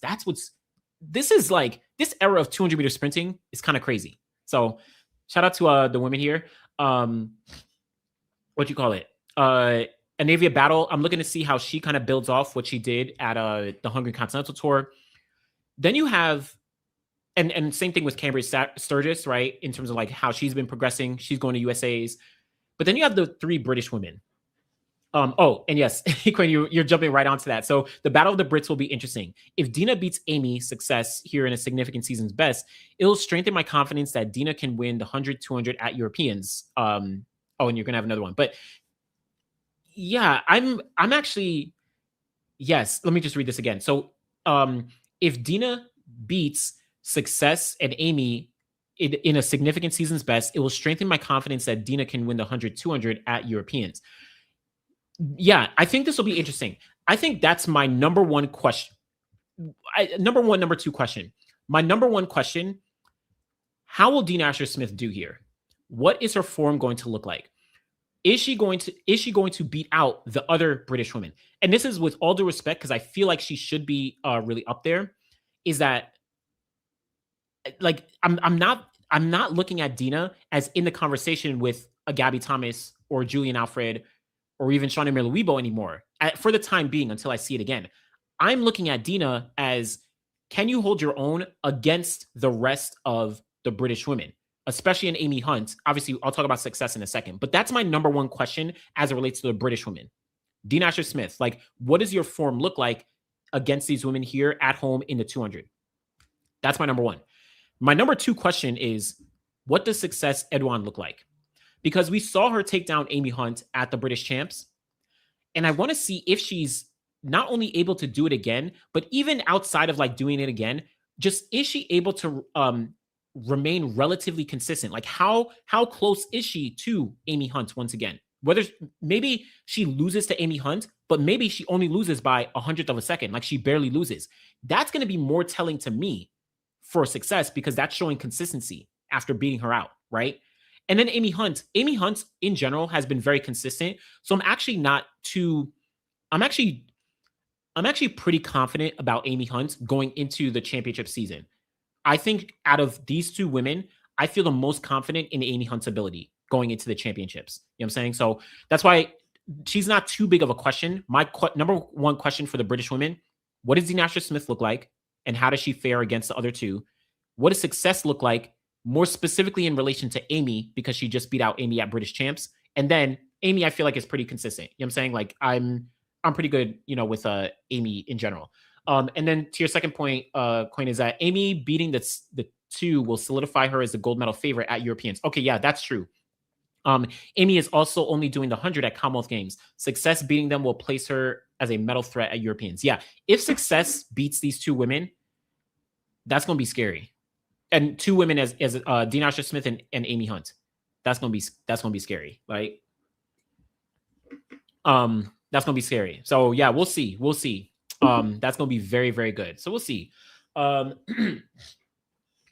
is unfortunately not the favorite outside of the podium in both the 100 and the 200, which is tough, man. Dina, I mean, just tough, man. It's tough. If Dina has that typical fast 100 curve, I think she could possibly hold off the majority of the field. I don't think so. Like, with all due respect, I do not think so. And what's crazy is I just, not today, but like just yesterday or something. Oh no, yeah, Monaco was on Friday, so it must have been on the weekend. I watched back the London Diamond League from 2024, the Olympic year, when Gabby Thomas ran down Julien Alfred for the win. Dinasha Smith led that race for a good portion. Like, off the curve, she was leading by a good margin, but she got ran down badly. And what you're looking at right now, Julien Alfred is in a different stratosphere. Gabby Thomas is in much better form than she was in 2024. Like, Gabby Thomas, even forget what she's done in the US, like the 21.70 and all that. Right now, she is her 21.84 and then backing it up with a 21.83. Gabby is in much better form than in previous years. And then you add in Shawnee Miller-Weibo, and then you add in the context that Dinasha Smith hasn't been doing as well this year so far, right? So and you're looking at, sorry, I know I'm thinking about it. It's like Gabby Thomas and Shawnee Miller-Weibo, and obviously now Julien Alfred, it's like they are also very strong in the second half. Dinasha Smith doesn't have that. So that's the only reason. But I think in general, there's aspects I think I would have agreed with this statement prior to like 2024 or so. You know what I'm saying? So, but I hear you on that. I do hear you on the sentiment, the thought process. What do you call it? Oh, interesting. Okay. So remember, Amy did say she was dealing with an injury that was affecting her 200 at UK champs. Interesting. Okay. So I hope that she's healthy again. Dina needs to be in 22.1 or faster to be beating the majority of this field. It's going to be tough right now, but it's not impossible. And when you talk about majority of this field, we're not even talking about Julien, Gabby, and Shawnee, right? Like, you're talking about majority of the field, all except those three. So you got to be running 22.1 to be thinking about fourth place, right? If everything is chalk, right? Which is crazy.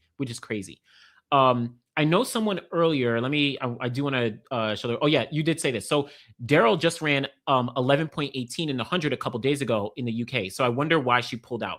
So that's a good question. I don't know why she pulled out of this meet, but I do know that apparently, because after that race, she said that she had she broke her foot or broke her toe or something like that earlier this year, a few weeks ago. So that's why she had been sitting out for so long.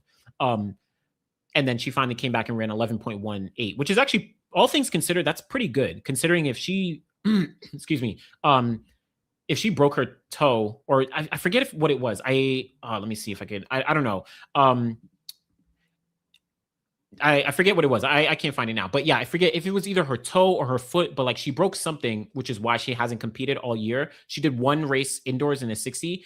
But yeah, it was, we'll see what's up with Daryl Nita going forward. Okay, broke her foot. Okay, yeah, I saw it earlier, I think on Twitter. So, but yeah.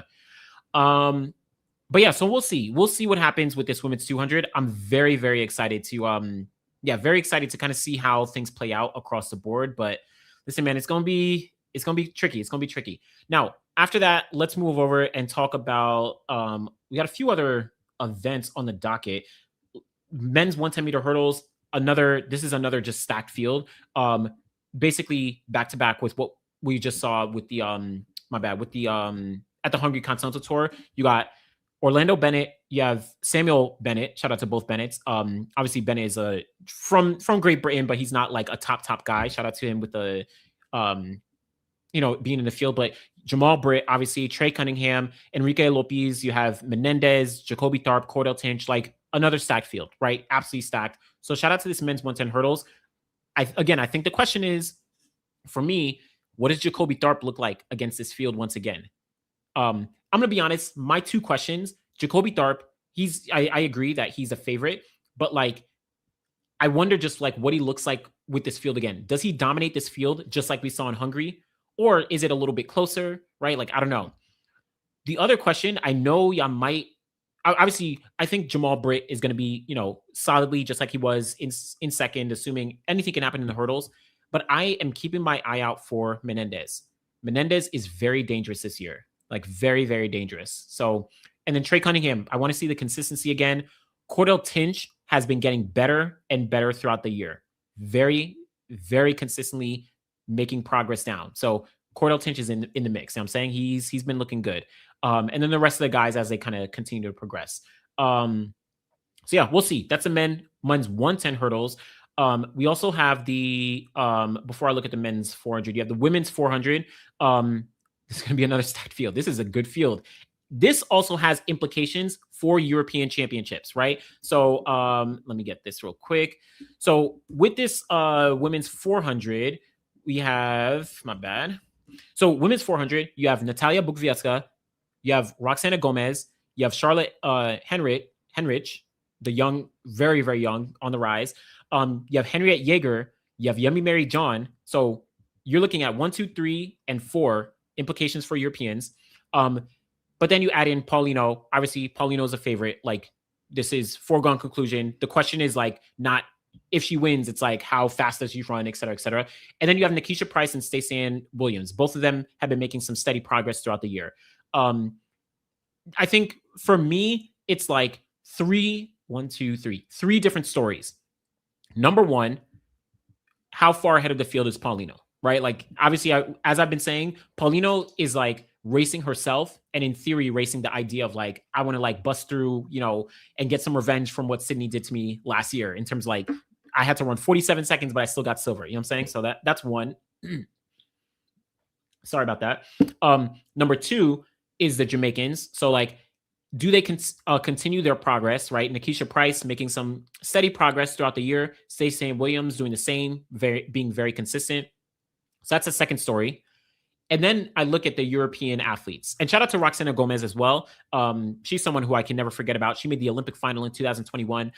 But outside of that, the 4 European women, right? Yemi Mary John, Henriette Jaeger, Charlotte Henrich, and then you have Natalia Bukvietska. How do they do? Because obviously, they're going to be going to the European Championships. Manuel, obviously, she's going to be in there as well, but she's been, running very consistently. She's not in his field, but like Natalia, she's someone who continues to get better and better and better throughout the year, and she knows how to peak.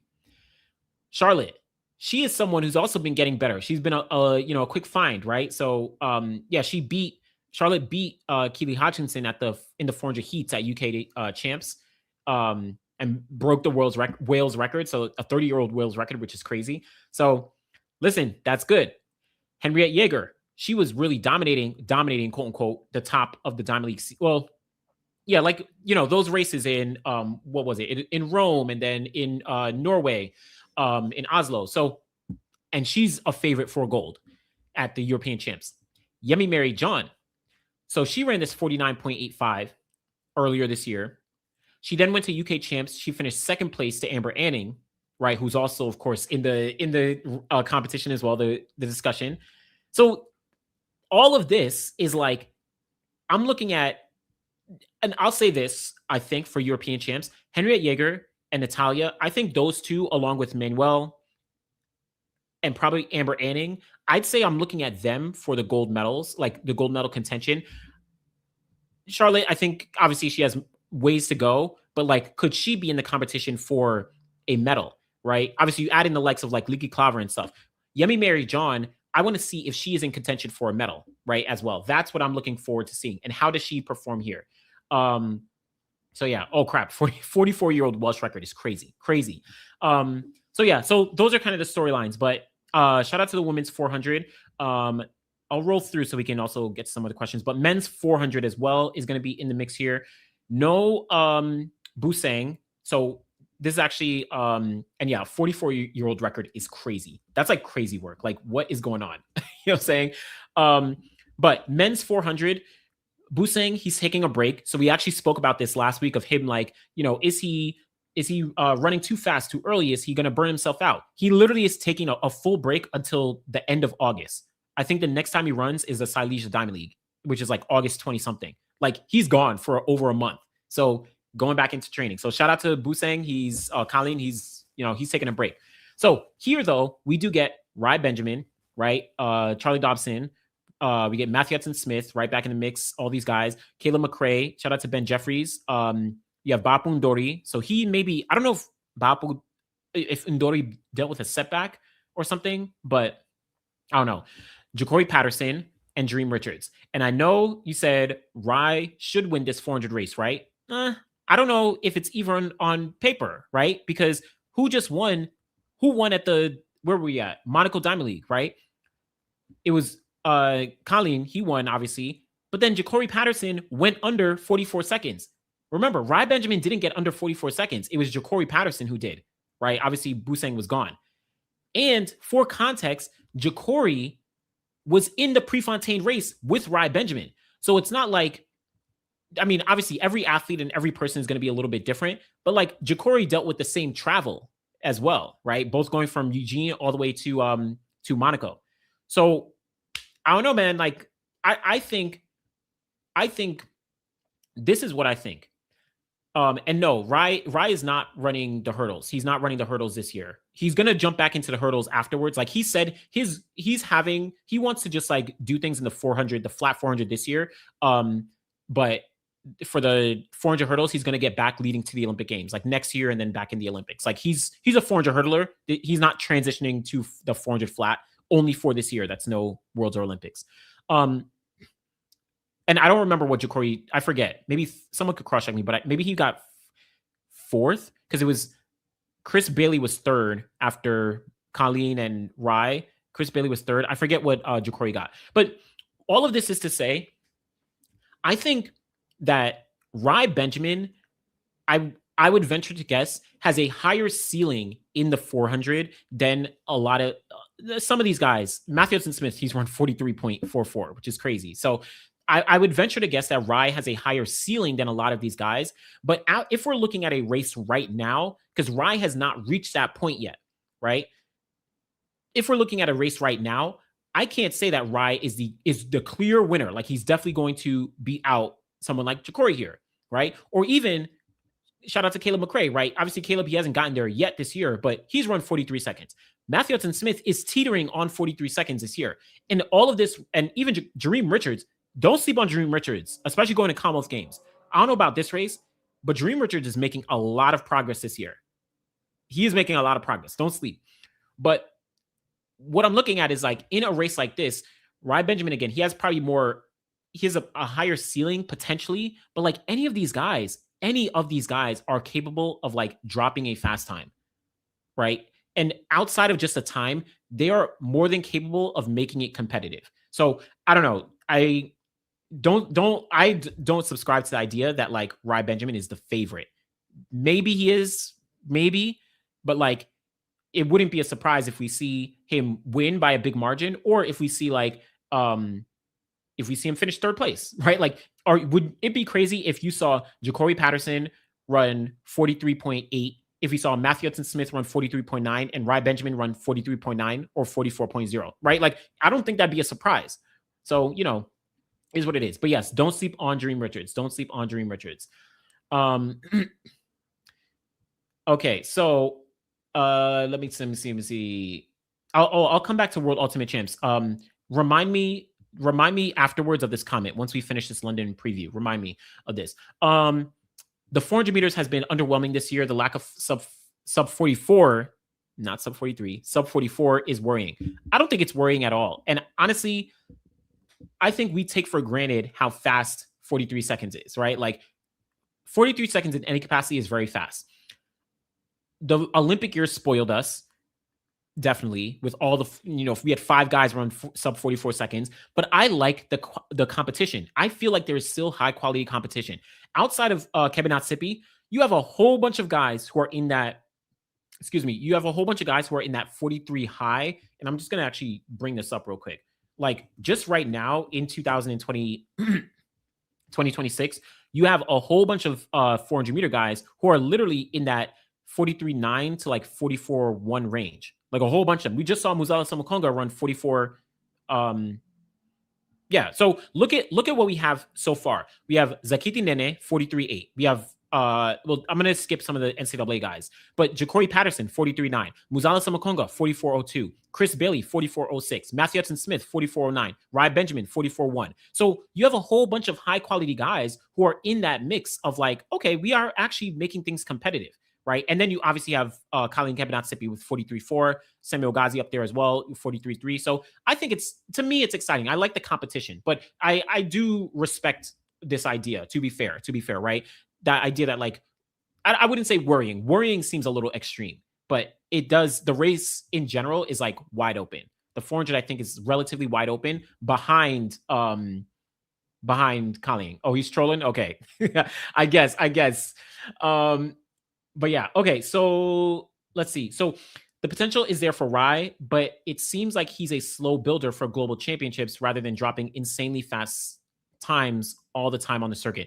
Yeah, and I think a thing is that usually he doesn't compete as frequently as, well, I don't know. This year he was injured, so all that, but I don't know. Usually he doesn't compete as frequently leading into a championship. So it's a little bit different, but obviously, I think we know Rai has a lot of potential in the 400. It's just realizing that potential. Rai would win. Ja'Cory is not always consistent. Last year, what's crazy is Ja'Cory was actually very consistent. He just didn't do it at the championships. But Ja'Cory was very consistent throughout last year.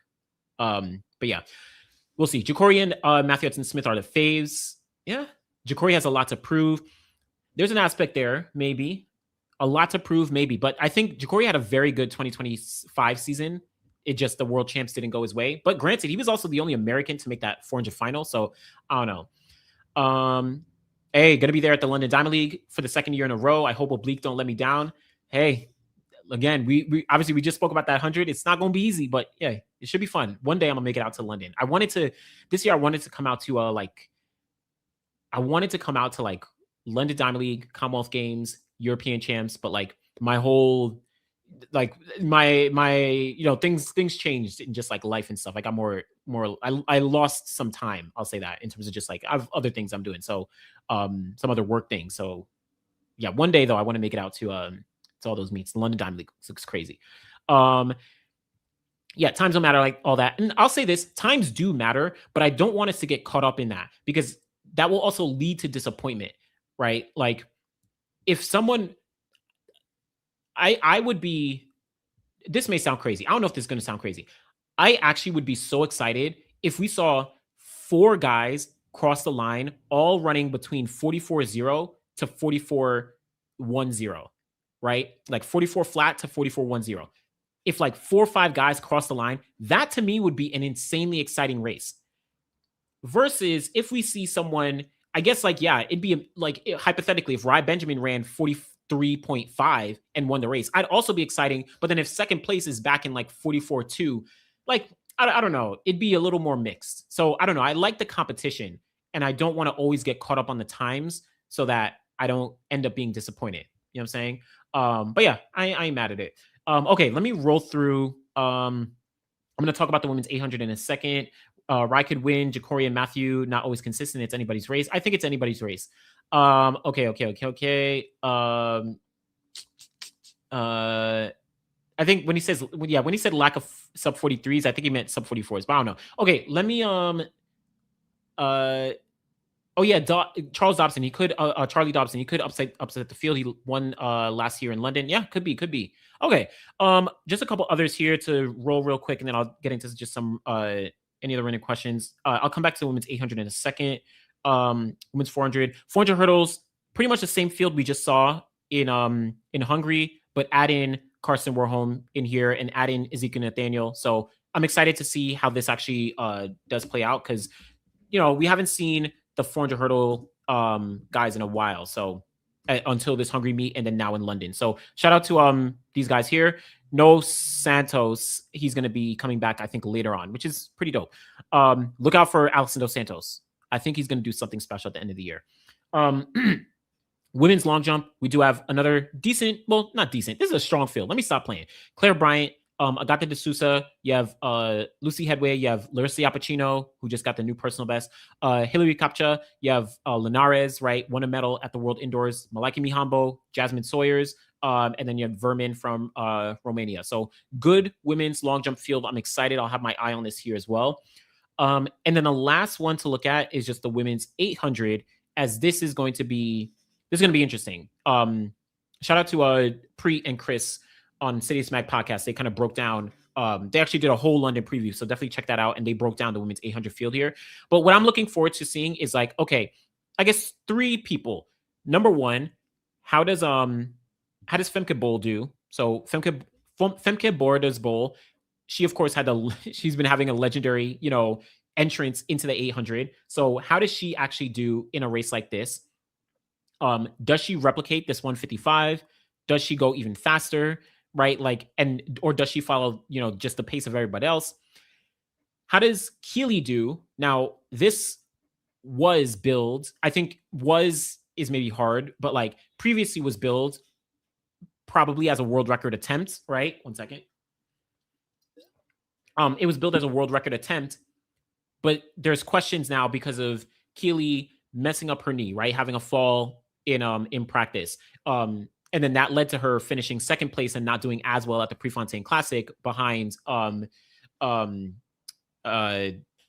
my gosh, world champion from last year. I apologize. Her name is slipping me, but finishing second place there after the fall. And of course she picked up that slight injury or whatever it was, precautionary thing at the British champs. So she had to pull out the 400. So how does she do here, right?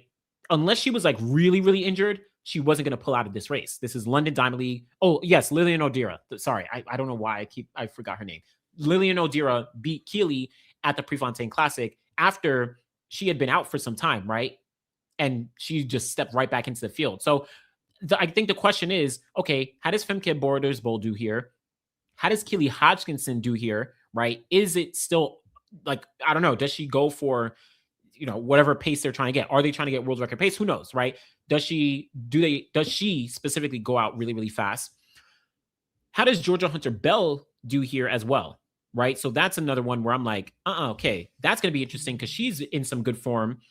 She's already run 155 this year. Last year she ran 154, right, at the World Champs. So this is something that could be very, very good. It's going to be very, very interesting. And then you have the rest of the field across the board. I don't think anyone else, none of the other women have run 155. So it's going to be interesting.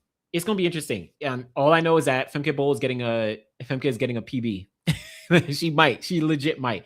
I mean, if it's possible, Femke Bol might drop a 153. It's very possible, right? Who knows? But that's going to be interesting. That's going to be very interesting. Yeah, I can see. I think Femke is such a wild card that I can see a 153 or 154, or it is 155 again.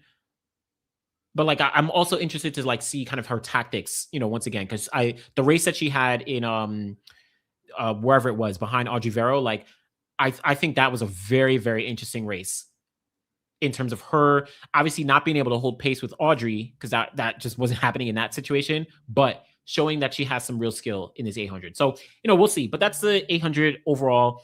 And yeah, that's the London Diamond League. So yeah. Okay. So I don't know, any other questions? It's going to be going down on, what do you call it? It's going to be going down on Saturday. So this Saturday is going to be the London Diamond League, but yeah, be pretty exciting. I'll just get the okay, and this from previous, but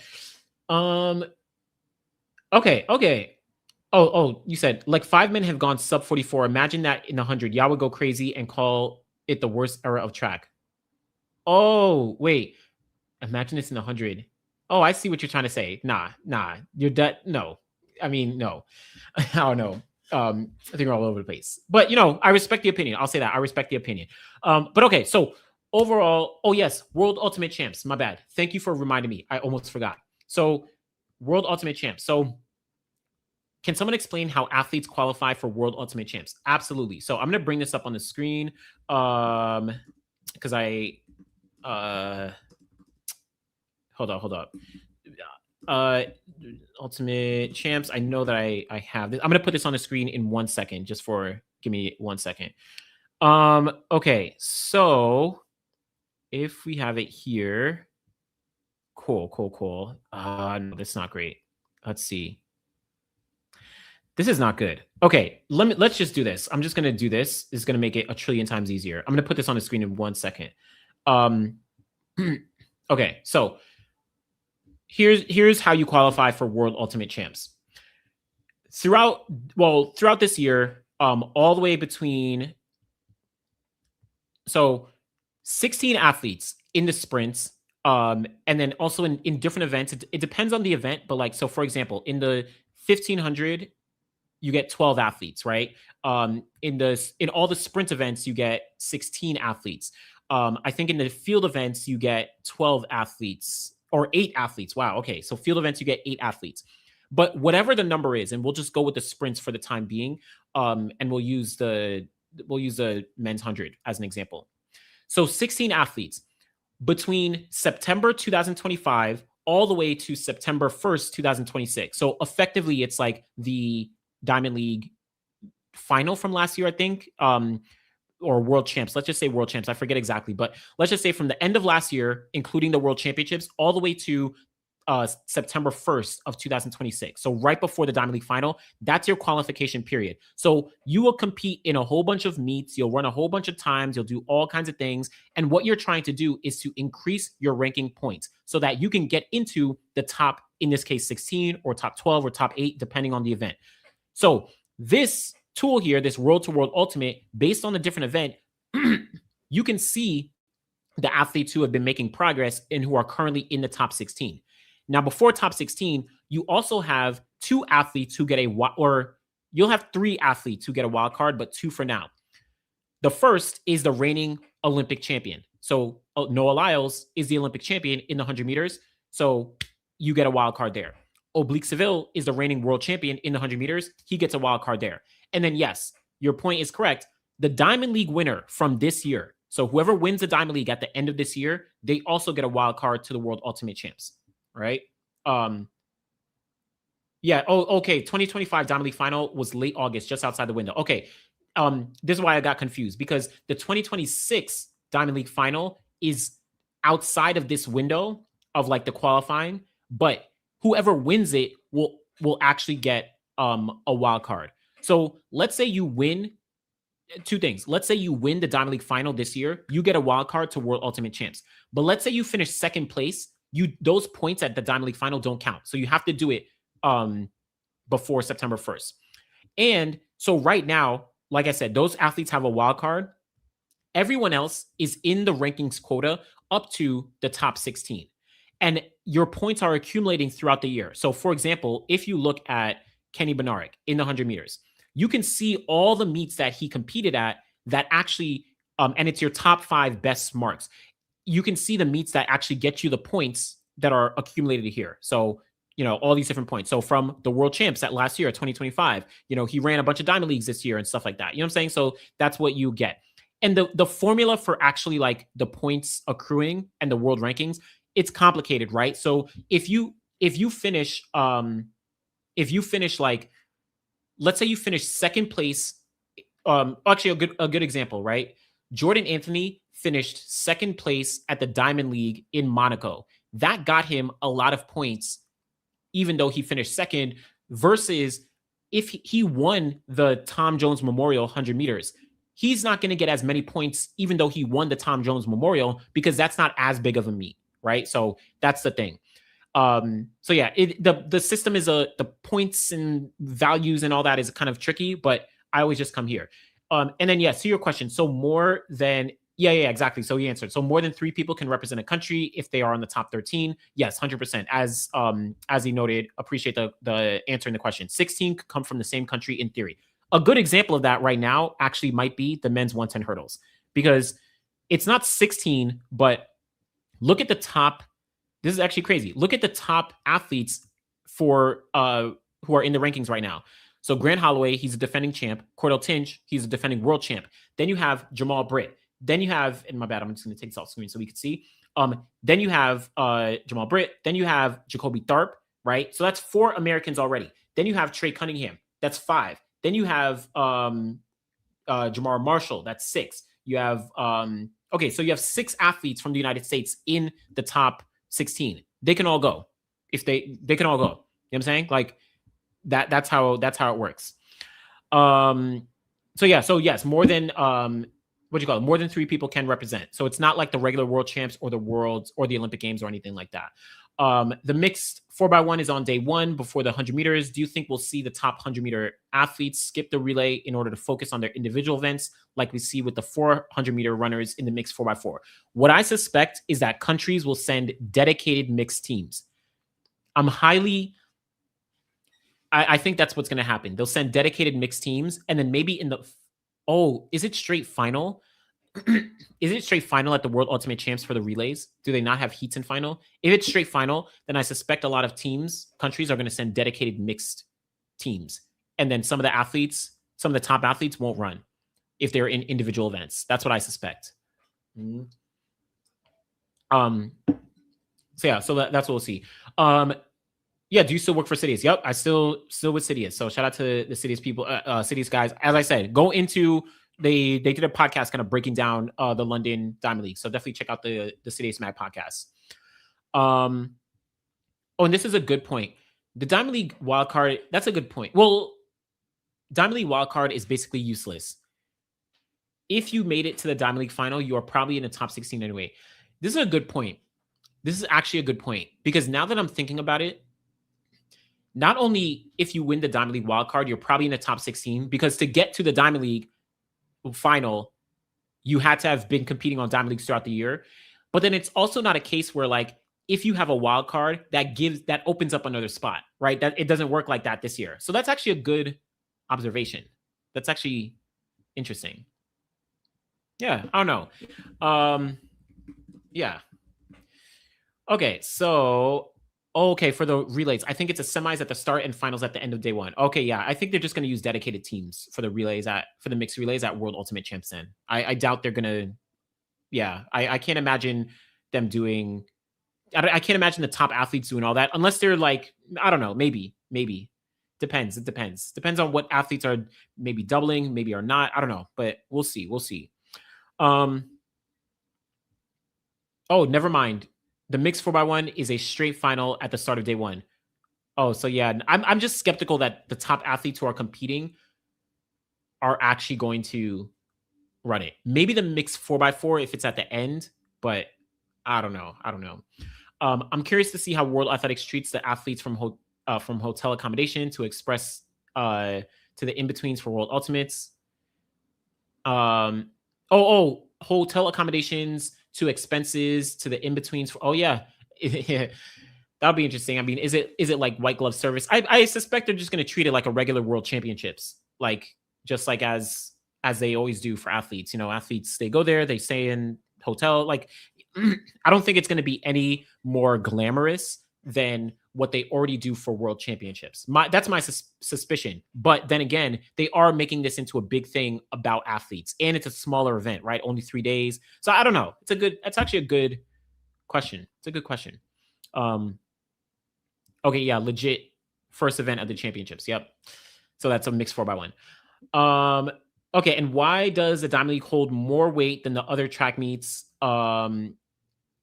It's because it's the World Athletics series. It's the World Athletics Premier Series. Obviously, yes, the Diamond League technically is separate from World Athletics, but it's the World Athletics Premier Series. Like, people forget that the Diamond League, when it was first created, it was a Samsung Diamond League.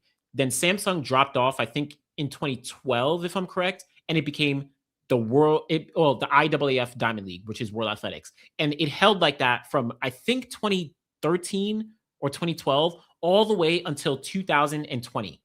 It was the World Athletics Diamond League. Like the World Athletics essentially owns the Diamond League in the sense that it's its premier meeting, and that's the high quality meet. So that's where they want the athletes to actually compete and be at. So you know, um, yeah, that's what it is. But okay, last comment from Dynamics. Yo, I missed most of the stream. I'm still tired from night 3 of Yankee Stadium on Sunday night. I'm so jealous, man. I'm so jealous. Even though I number one, I know that I know that you were up for a while. I know that delay was crazy, but that night was crazy. That night was. I'm so jealous, man. I'm so jealous. And I saw you post on Twitter, that like it was wild, but like the amount of people came out, like yeah, all the guests, like come on, man, crazy, crazy. I'm so jealous, but I'm glad that you were able to get out there, and I think you went for a whole bunch of the nights and stuff like that. So yeah, shout out to you, man. Like, but I don't know if I would have been able to do it, like to stay up to what it ended like almost 3 a.m. Right? You got home at 4:39, which is crazy, Like I don't know if I would have been able to do it, but I respect it because whew, that day was I just watching it and like watching it was crazy. Like so you're so lucky. You're so lucky. But yeah. Okay, so we'll be back Saturday. Saturday I'm gonna Saturday I'm gonna live stream after the London Diamond League. So we'll talk about that. Again, that's gonna be pretty good. If you're here already, you probably already watched the recording, but I was gonna say go back. But appreciate y'all. Oh yeah, ended at 2:48. I can only imagine, man. Like, because I was up in bed, I was watching it just on my phone, from people streaming. I can only imagine being there, man. Like, man, I don't know. I don't know. I'm saying I wish I would have gone, but I don't know. I did go. Well, when Nas did, when Nas took over Madison Square Garden back in 2023, I think it was, or 2024, I forget. That was the last time I was out for like an artist of Nas. I don't know if Nas is Jay-Z stature in a sense, but like just for a big moment like that. And so I'm just thinking about Jay-Z at Yankee Stadium would have been crazy. Like I don't know, but salute to you. But yeah, appreciate y'all. I'm gonna head out. We've been here for 2 hours, so yeah, have a good rest of the day, and I'll see y'all Saturday. All right.